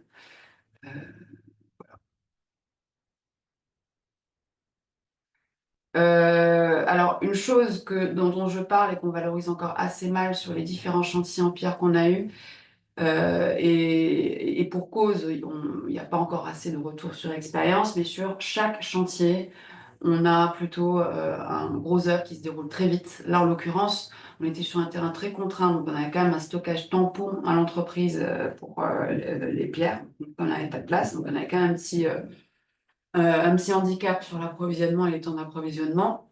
Mais voilà, en général, ça se déroule très très vite sur toute la phase gros œuvre, quelle que soit l'échelle du projet. Quelques images, donc là on est encore dans le second œuvre, on va livrer en juin, mais la partie gros œuvre est finie depuis très longtemps. Voilà, une image de ce que ça. Alors évidemment, l'avantage c'est quand même que sur un bloc de pierre, une fois qu'il est posé, on a le mur fini, donc pas d'enduit, pas de recouvrement. Sur ce projet, les appuis de fenêtre, on les a fait faire plutôt en béton préfabriqué pour des questions d'économie. Voilà, donc c'est les détails qu'on visualise.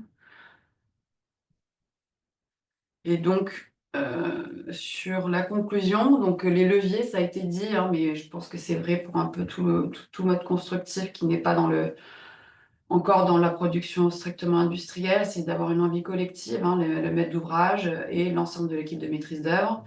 Concernant la pierre, donc l'enjeu de la ressource est très important.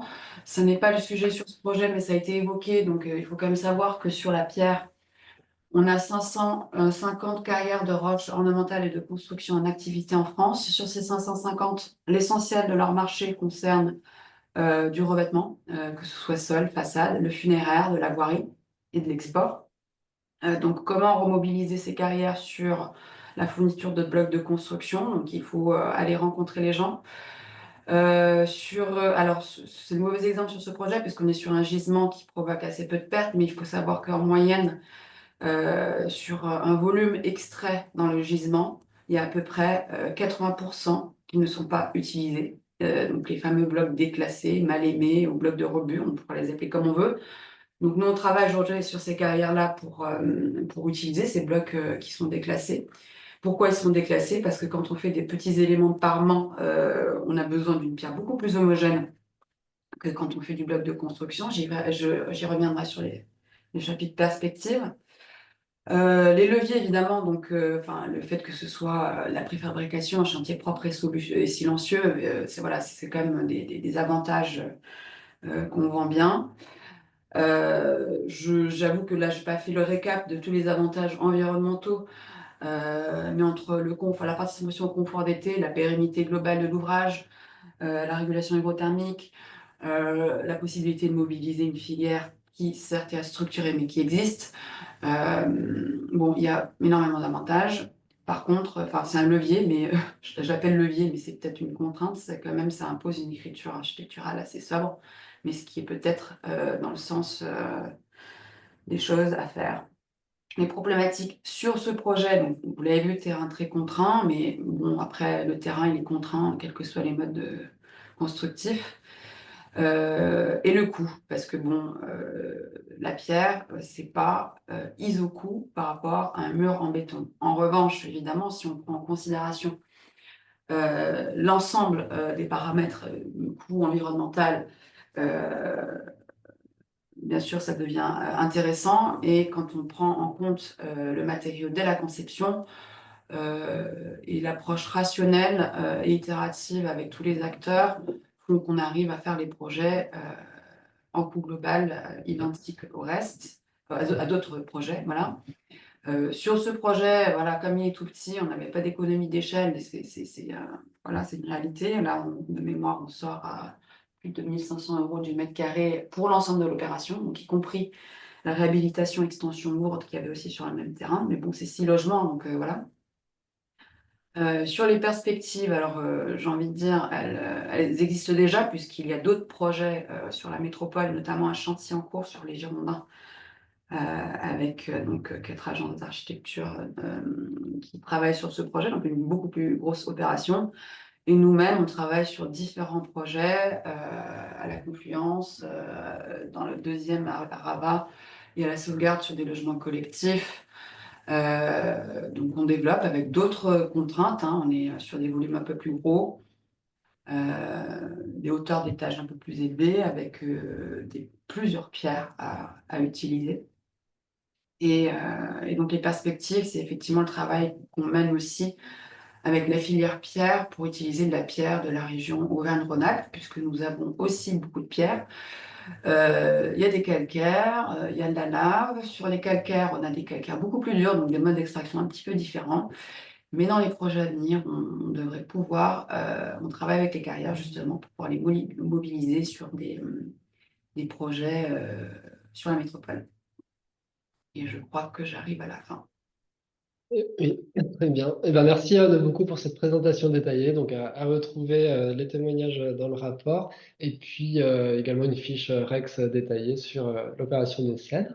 Je vous propose du coup de passer au dernier focus et donc je vais aller très rapidement donc, sur le bloc de terre comprimé sur les points clés ici des entretiens. Vous trouvez tout le détail dans le rapport et pour laisser la place au dernier témoignage de Bourpas Architecte.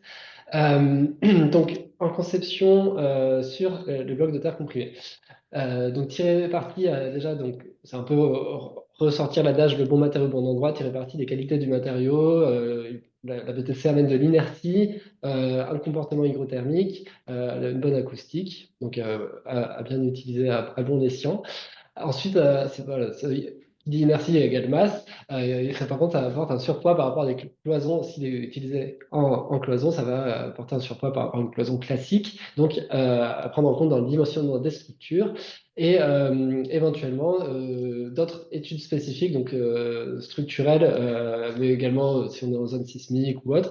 Voilà, il y a peut-être en conception d'autres études spécifiques à prévoir, éventuellement à compléter d'essais sur table vibrante dans le cas de risque sismique, de tests au feu également, éventuellement à faire, vu qu'on est hors technique courante aujourd'hui. Il y a des guides de bonne pratique, mais il n'y a pas de règles professionnelles, mis à part pour Mayotte, donc sur le territoire de la métropole de Lyon, non. Se faire accompagner par un bureau d'études spécialisé qui pourra réaliser ces études spécifiques, qui pourra également voilà, nous permettre d'avoir une conception adaptée dès le début et de dialoguer avec le bureau de contrôle, d'ouvrir vraiment un dialogue favorable avec le bureau de contrôle. Sur l'approvisionnement, sécuriser le planning de chantier, c'est grâce justement à des fournisseurs qui industrialisent le process et notamment qui évitent parce qu'on pourrait faire de la BTC, on peut faire de la BTC avec de la terre de site, mais ça implique de caractériser la terre de site, ça peut être plus long et ça peut être plus artisanal. Aujourd'hui, il y a des produits industrialisés qui permettent du coup d'assurer, de fiabiliser l'approvisionnement de gros chantiers. Et justement, on a besoin, c'est un cercle vertueux, de projets pilotes, de gros projets qui demandent des gros volumes de BTC pour favoriser l'implantation de filières plus localement. Parce qu'aujourd'hui, les filières en Auvergne-Rhône-Alpes ne sont pas forcément très locales. Et un point de vigilance de ce fait sur la forte dépendance des filières de production par rapport aux chantiers à approvisionner. On a par exemple l'écueil du cyclotaire que je vous inviterai à prendre connaissance voilà, sur Cyclotaire en région parisienne qui a dû stopper sa production à cause de chantiers qui se sont stoppés malheureusement. Sur le chantier, finalement, un peu comme pour la pierre, la BTC peut être mise en œuvre par un peu n'importe quel maçon, c'est ce que nous ont fait remonter les acteurs de terrain. Pourtant, il y a quand même une difficulté à trouver des artisans pour cette mise en œuvre sur les chantiers. Donc aujourd'hui, il y a vraiment un besoin de structuration de la filière de manière plus large, et la filière terre crue, hein, pas que sur la BTC. Voilà. Et puis un petit voilà, stabilisé, non stabilisé, en gros, est-ce qu'on rajoute du ciment ou pas? Il y a un intérêt de ne pas en rajouter pour notamment la fin de vie du matériau qui sera du coup réversible, et la stabiliser pour la résistance à l'eau selon certains usages.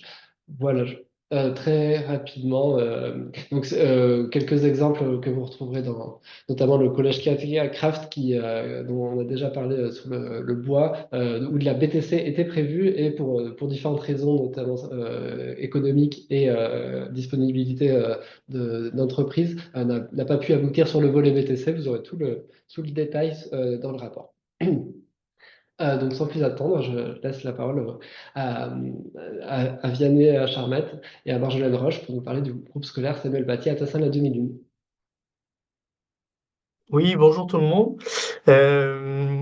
Merci Vianney pour l'invitation. Donc on va vous parler du groupe scolaire Samuel Paty qui se situe donc dans la métropole de Lyon et sur lequel il y avait une forte ambition sur les environnementales et sur les matériaux.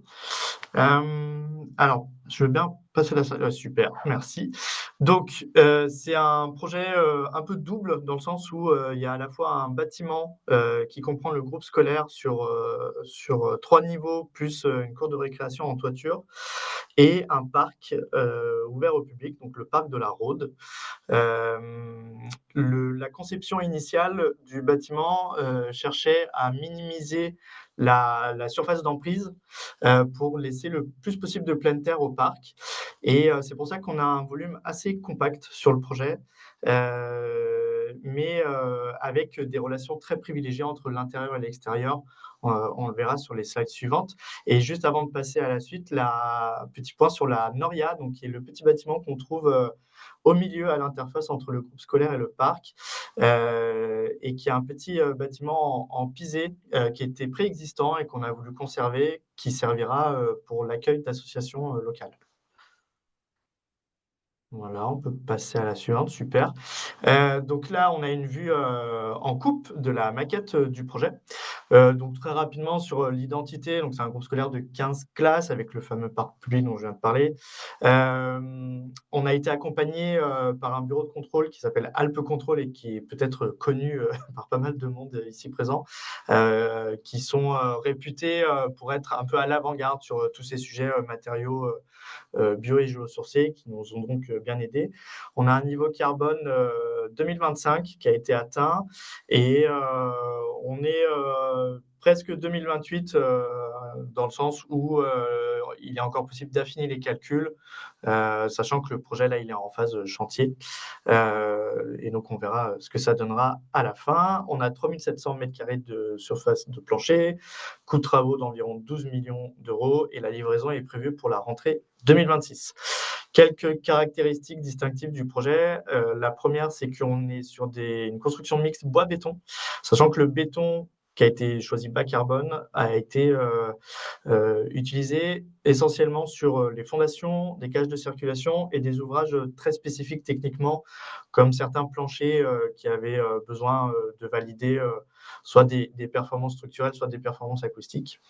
On a l'intégration donc de la terre crue, dont on vous parlera juste après. On a un volume compact, des coursives sur la façade ouest du parc qu'on voit sur cette maquette, qui permettent de faire la transition entre les espaces intérieurs des salles de classe et le parc. Une toiture habitée avec la cour de récréation et aussi des espaces interclimatiques qu'on ne voit pas là, mais qui sont situés aux angles du bâtiment et qui n'ont ni chauffage ni climatisation, qui sont hors de l'enveloppe isolée et qui permettent une diversité d'appropriation et d'usage par les futurs enfants du projet. Voilà. Slide suivante. Donc, concernant le sujet qui nous intéresse aujourd'hui, donc à savoir la terre crue. Pourquoi de la terre crue sur ce projet? Bah, en fait, déjà, on est en région, Dauphiné, donc qui est une région, historiquement, qui a pour, matériau traditionnel la terre crue sur pas mal d'endroits, y compris à Lyon. Alors c'est une région plutôt pisée, et on le constate avec, certaines édifications qui étaient préexistantes sur le site. Sachant que la parcelle, initialement, c'était une parcelle, agricole, maraîchère et qu'on retrouve sur cette parcelle, donc le petit bâtiment de la Noria que vous voyez en photo, qui est donc en pisé et puis un mur d'enceinte de la parcelle qui est également en pisé. Les 2 sont en plus ou moins bon état, mais il a quand même été, choisi de les conserver et de les rénover. Dans cet héritage historique, du matériau et ben voilà, on a fait le choix sur ce projet de mettre en valeur la terre crue sous diverses formes. Si on passe à la slide suivante. On a, au moins, 3 formes, on va dire, pour, récapituler. Donc la première, c'est, le pisé rénové dont je parlais, précédemment, donc sur la Noria et le mur d'enceinte. Ce mur d'enceinte n'est pas aujourd'hui, complet, donc on vient, le fermer avec, des ouvrages en pisé préfabriqué, grâce à l'expertise de Terrio à Saint-Priest, donc une entreprise, avec qui on va fabriquer ces blocs, et qu'on voit, sur la perspective, à gauche. Et puis, alors là, malheureusement, une image qui ne s'affiche pas, c'est dommage parce que c'est le sujet du jour. Ce sont des briques de terre comprimées non stabilisées qu'on va retrouver sur tous les cloisonnements intérieurs. Je laisse la parole à Marjolaine. Alors, je veux bien la diapo d'après. Bonjour à tous. Alors, en effet, comme l'expliquait Vianney, c'est un groupe scolaire sur lequel aussi bien le maître d'ouvrage que nous avions une forte ambition environnementale et avec la volonté d'avoir une construction principalement bois. Donc, c'est l'axonométrie que vous voyez sur la partie gauche de l'image, ça représente un étage courant et donc on voit qu'on a un système de poteaux-poutres bois qui vient être contreventé ponctuellement par les cages d'escalier en béton. Donc en effet, l'utilisation du béton aux endroits où on en avait besoin. Et le troisième matériau principal de cette axonométrie, c'est donc la brique de terre comprimée qu'on a utilisée en fait à l'endroit où, en s'interrogeant sur les qualités du matériau, les grandes performances de la terre crue, c'est des qualités acoustiques et des qualités feu. Donc, ça nous a amené à positionner ces briques de terre comprimées en remplissage des ossature bois sur les cloisons séparatives entre les salles de classe et les circulations. Donc, ça constitue des formes de U parce qu'on a quand même conservé dans chacune des salles de classe au moins une cloison placo avec l'intention d'y intégrer tous les équipements techniques, puisque du coup, la terre crue se prête pas à mettre des tableaux, des prises. Voilà, donc on a des U qui viennent enserrer les salles de classe et qui sont positionnés entre les classes et les circulations. On peut passer à la diapo d'après. Ici, vous avez une perspective de la salle de classe. Une autre grande intention du projet, c'était d'utiliser les matériaux bruts et sans doublage, faux plafond, plénum. Et donc, c'est ce qu'on peut lire sur cette perspective-là, où on voit l'ossature bois en plafond qui est visible, ce qui fut d'ailleurs un grand combat avec les pompiers et on est encore en train d'échanger avec eux. Et sur la partie droite de l'image, la terre crue présente. Et ça, c'est vraiment un principe de matérialité qu'on retrouve dans l'ensemble des locaux du groupe scolaire. Et puis, bien évidemment, cette grande ouverture sur le parc attenant et le lien visuel vers l'extérieur et la végétation. On peut passer à la diapo d'après. Donc, concernant la brique de terre comprimée, c'est donc un choix qu'on a fait en conception sur le fait de choisir en fait un produit industrialisé. Parce qu'on est quand même sur une grosse échelle de matériaux, parce que c'est à peu près 600 mètres carrés, je crois, de terre crue. J'espère pas dire une bêtise en chiffre, mais il y a quand même une quantité importante. Et donc, le fait de passer sur un produit industrialisé évitait tout ce qui a été évoqué précédemment, c'est-à-dire la caractérisation des terres, la question du stockage de cette terre crue. Voilà, c'est la raison pour laquelle on s'est orienté vers ce système-là. Ce qu'on a assez vite pris en main dans le cadre du projet, c'est de faire un état des lieux du contexte réglementaire existant à l'instant T et de définir ce qu'on allait devoir mettre au point pour notre projet, parce qu'il s'agit quand même de techniques de construction non courantes qui sont en train d'évoluer maintenant. Et donc, du coup, on a forcément besoin de valider des choses spécifiques à notre projet qui n'existent pas dans le contexte réglementaire actuel. Donc, on se base en fait sur un ATEX de KA. Alors, je ne sais pas si c'est clair pour tout le monde la différence entre les ATEX de KA et les ATEX de KB. Les ATEX de KA, c'est des ATEX qui ont une durée de validité en fait dans le temps. Et qui concernent un produit. Les ATEX de KB, c'est des ATEX qui sont liés à un chantier en particulier. Donc là, nous, on s'est basé sur les démarches qui avaient été déjà entamées par Cycleterre et puis par d'autres sur ces produits-là. Et on avait un ATEX de KA qui nous parlait de remplissage de briques de terre comprimées entre ossature porteuses en bois ou en béton, donc qui paraissait bien correspondre à ce qu'on allait faire. Néanmoins, donc hormis le fait que depuis, cet ATEX a perdu sa validité là, en 2024, cet ATEX ne justifiait d'une performance, donc coupe-feu 45 minutes, mais pour des briques de terre comprimées en 9,5 cm d'épaisseur. Donc, nous, on avait besoin de justifier de 60 minutes et pour des briques d'une épaisseur supérieure. Et enfin, on avait aussi une limitation sur les conditions d'utilisation dans les zones sismiques dans le cadre de cet ATEX. Donc, en gros, le feu et le sismique ont été les 2 points sur lesquels on a eu besoin d'étendre cet ATEX pour pouvoir l'appliquer à notre projet. Donc, ça passait par le fait de prévoir la réalisation d'un essai au feu en laboratoire pour justifier du coupe-feu demandé avec les briques qu'on allait utiliser. L'épaisseur des briques, elle a été définie par l'acoustique. Le fait de pouvoir, le fait d'utiliser des briques de 14,5 plutôt que de 9,5, c'était pour répondre aux performances acoustiques qui étaient demandées. Donc ça, cet essai au feu, c'est un essai qu'on a mis à la charge de l'entreprise titulaire du lot. Donc là, aujourd'hui, on est en chantier. C'est un essai qui est programmé pour juin 2026, sur lequel on est en train d'échanger avec le bureau de contrôle pour définir les conditions du test qui va être fait en laboratoire. Alors, ça reste quand même une prise de risque pour le maître d'ouvrage et pour nous parce que on n'est pas assuré d'obtenir ce coupe-feu 1 heure. Néanmoins, les conditions, enfin l'état actuel des connaissances sur la terre crue, les différents essais en cours sur d'autres chantiers sont plutôt favorables à ce qu'on va mettre au point. Mais tant qu'on n'aura pas ce test, on ne justifiera pas d'un coupe-feu 1 heure pour notre projet. Et le deuxième point, c'est donc le sismique, où là, donc il a fallu justifier de la tenue des parois de maçonnerie dans le cadre de notre zone sismique 2. Ça, c'est quelque chose qu'on a fait par le calcul. C'est un bureau d'études spécialisé qui nous a établi un calcul au sismique pour justifier que les pans de mur, leur largeur, leur hauteur étaient conformes aux sollicitations sismiques d'un bâtiment dans notre zone. Là, on a dû s'orienter vers un bureau d'études spécialisé qui n'a pas pu être notre bureau de structure initial. Notre bureau de structure, c'est ABAC. En fait, c'est pas une question de compétence puisqu'ils auraient pu tout à fait faire ce calcul. C'est une question d'assurance de leur part sur ces calculs-là. Donc, on s'est orienté vers un bureau d'études spécialisé qui est le bureau d'études Vessière, qui a l'habitude de travailler sur les projets en terre et qui a pu produire cette note de calcul. Voilà, on peut passer à la slide d'après.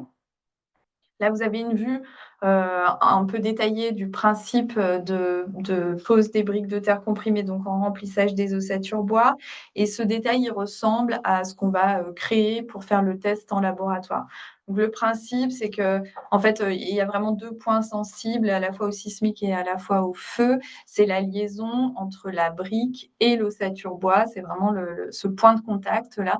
Et donc, on travaille avec un système de feuillure bois de la même manière qu'on le ferait pour un châssis coupe-feu, par exemple, où on vient protéger la liaison. On a un bourrage de laine de roche et puis on vient protéger la liaison par un tasseau de bois lui-même justifié pour une tenue au feu d'1 heure. Et c'est aussi ça qui maintient la brique au sismique. Alors, et donc en conclusion, les leviers, donc comme ça a été dit par beaucoup de gens avant, ça reste quand même un maître d'ouvrage impliqué. Parce que là, c'est sûr qu'on l'emmène à la fois sur un chantier, sur un sentier qui est pas balisé, quoi, et pour lequel il va lui-même devoir prendre des assurances spécifiques puisqu'on est dans des techniques de construction non courantes. Et se positionner dans une situation de risque puisque les garanties de conformité vont avoir lieu, mais en cours de chantier, quoi. Une formation nécessaire sur la terre crue pour comprendre les mécanismes du matériau et le cadre actuel de la mise en œuvre. Ça, c'est vrai qu'au démarrage des études, ça a été important. Plusieurs personnes à l'agence ont suivi une formation auprès d'Amaco et c'est formation ou pas, en tout cas, c'est très important de quand même prendre le temps de bien connaître le matériau et surtout le cadre actuel de sa mise en œuvre. Et puis, comme ça a été dit aussi précédemment, c'est vrai que c'est des fabricants qui sont très moteurs dans les échanges et qui sont vraiment accompagnants. Donc nous, on a pu beaucoup échanger avec Cycleterre et puis avec anciennement Briques Techniques Concept, qui ont été des interlocuteurs qui, tout au long de la conception, nous ont accompagnés. Les problématiques, alors c'est quand même une grande instabilité de la filière puisque ça a été évoqué précédemment, mais en fait, en France, on avait deux producteurs principaux qui étaient Cycleterre et Briques Techniques Concept et à l'été, il y a eu un espèce de mouvement de cette filière-là, d'effondrement, quoi, puisque Cycleterre a mis la clé sous la porte et puis Briques Techniques Concept, à un moment donné, était dans une situation qui était assez compliquée. Donc, nous, on s'est retrouvés quand même face à une situation où on n'avait plus de production possible. Il existe en fait d'autres fournisseurs, notamment des Suisses, qui pouvaient répondre à des prix qui n'étaient plus du tout compétitifs.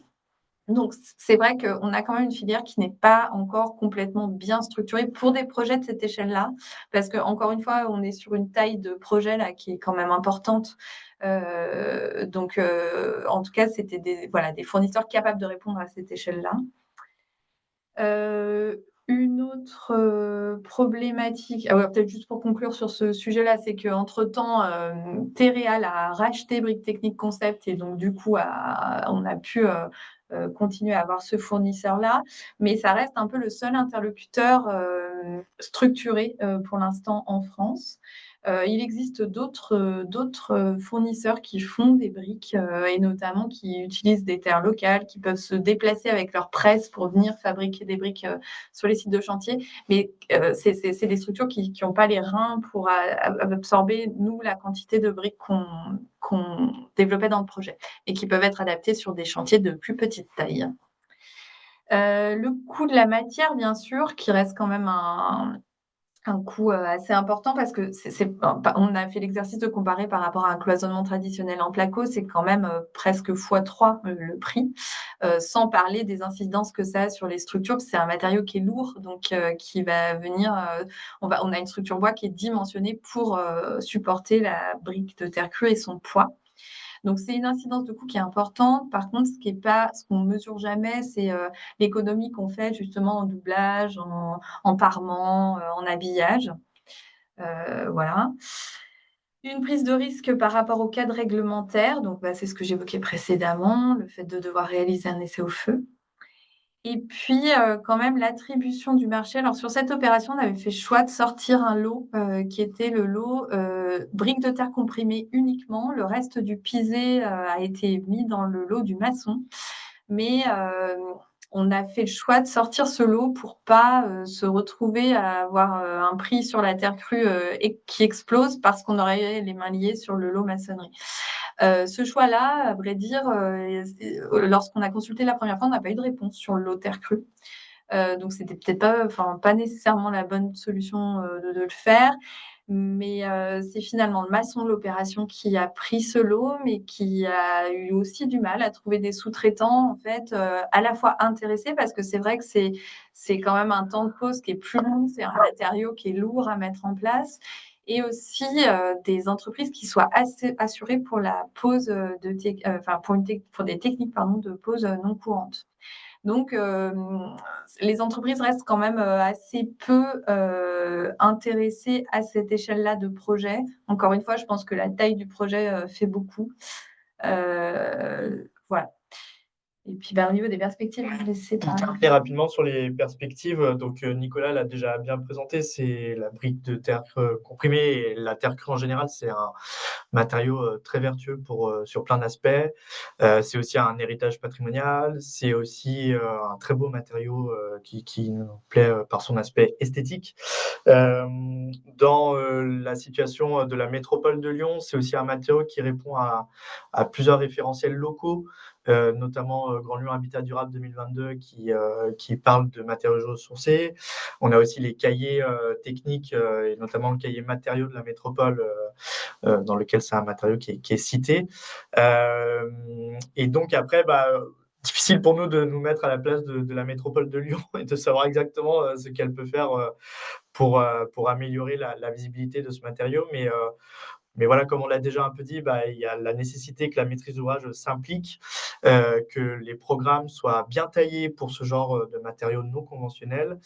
On pense aussi qu'il y a vraiment un enjeu à promouvoir les initiatives en terre crue pour que l'ensemble de la filière puisse se mettre à niveau.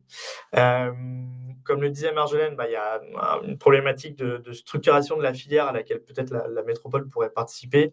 Et puis enfin, une problématique de cadre réglementaire qui va, on l'espère, évoluer dans le bon sens, même si on a quelques craintes pour l'instant. Voilà.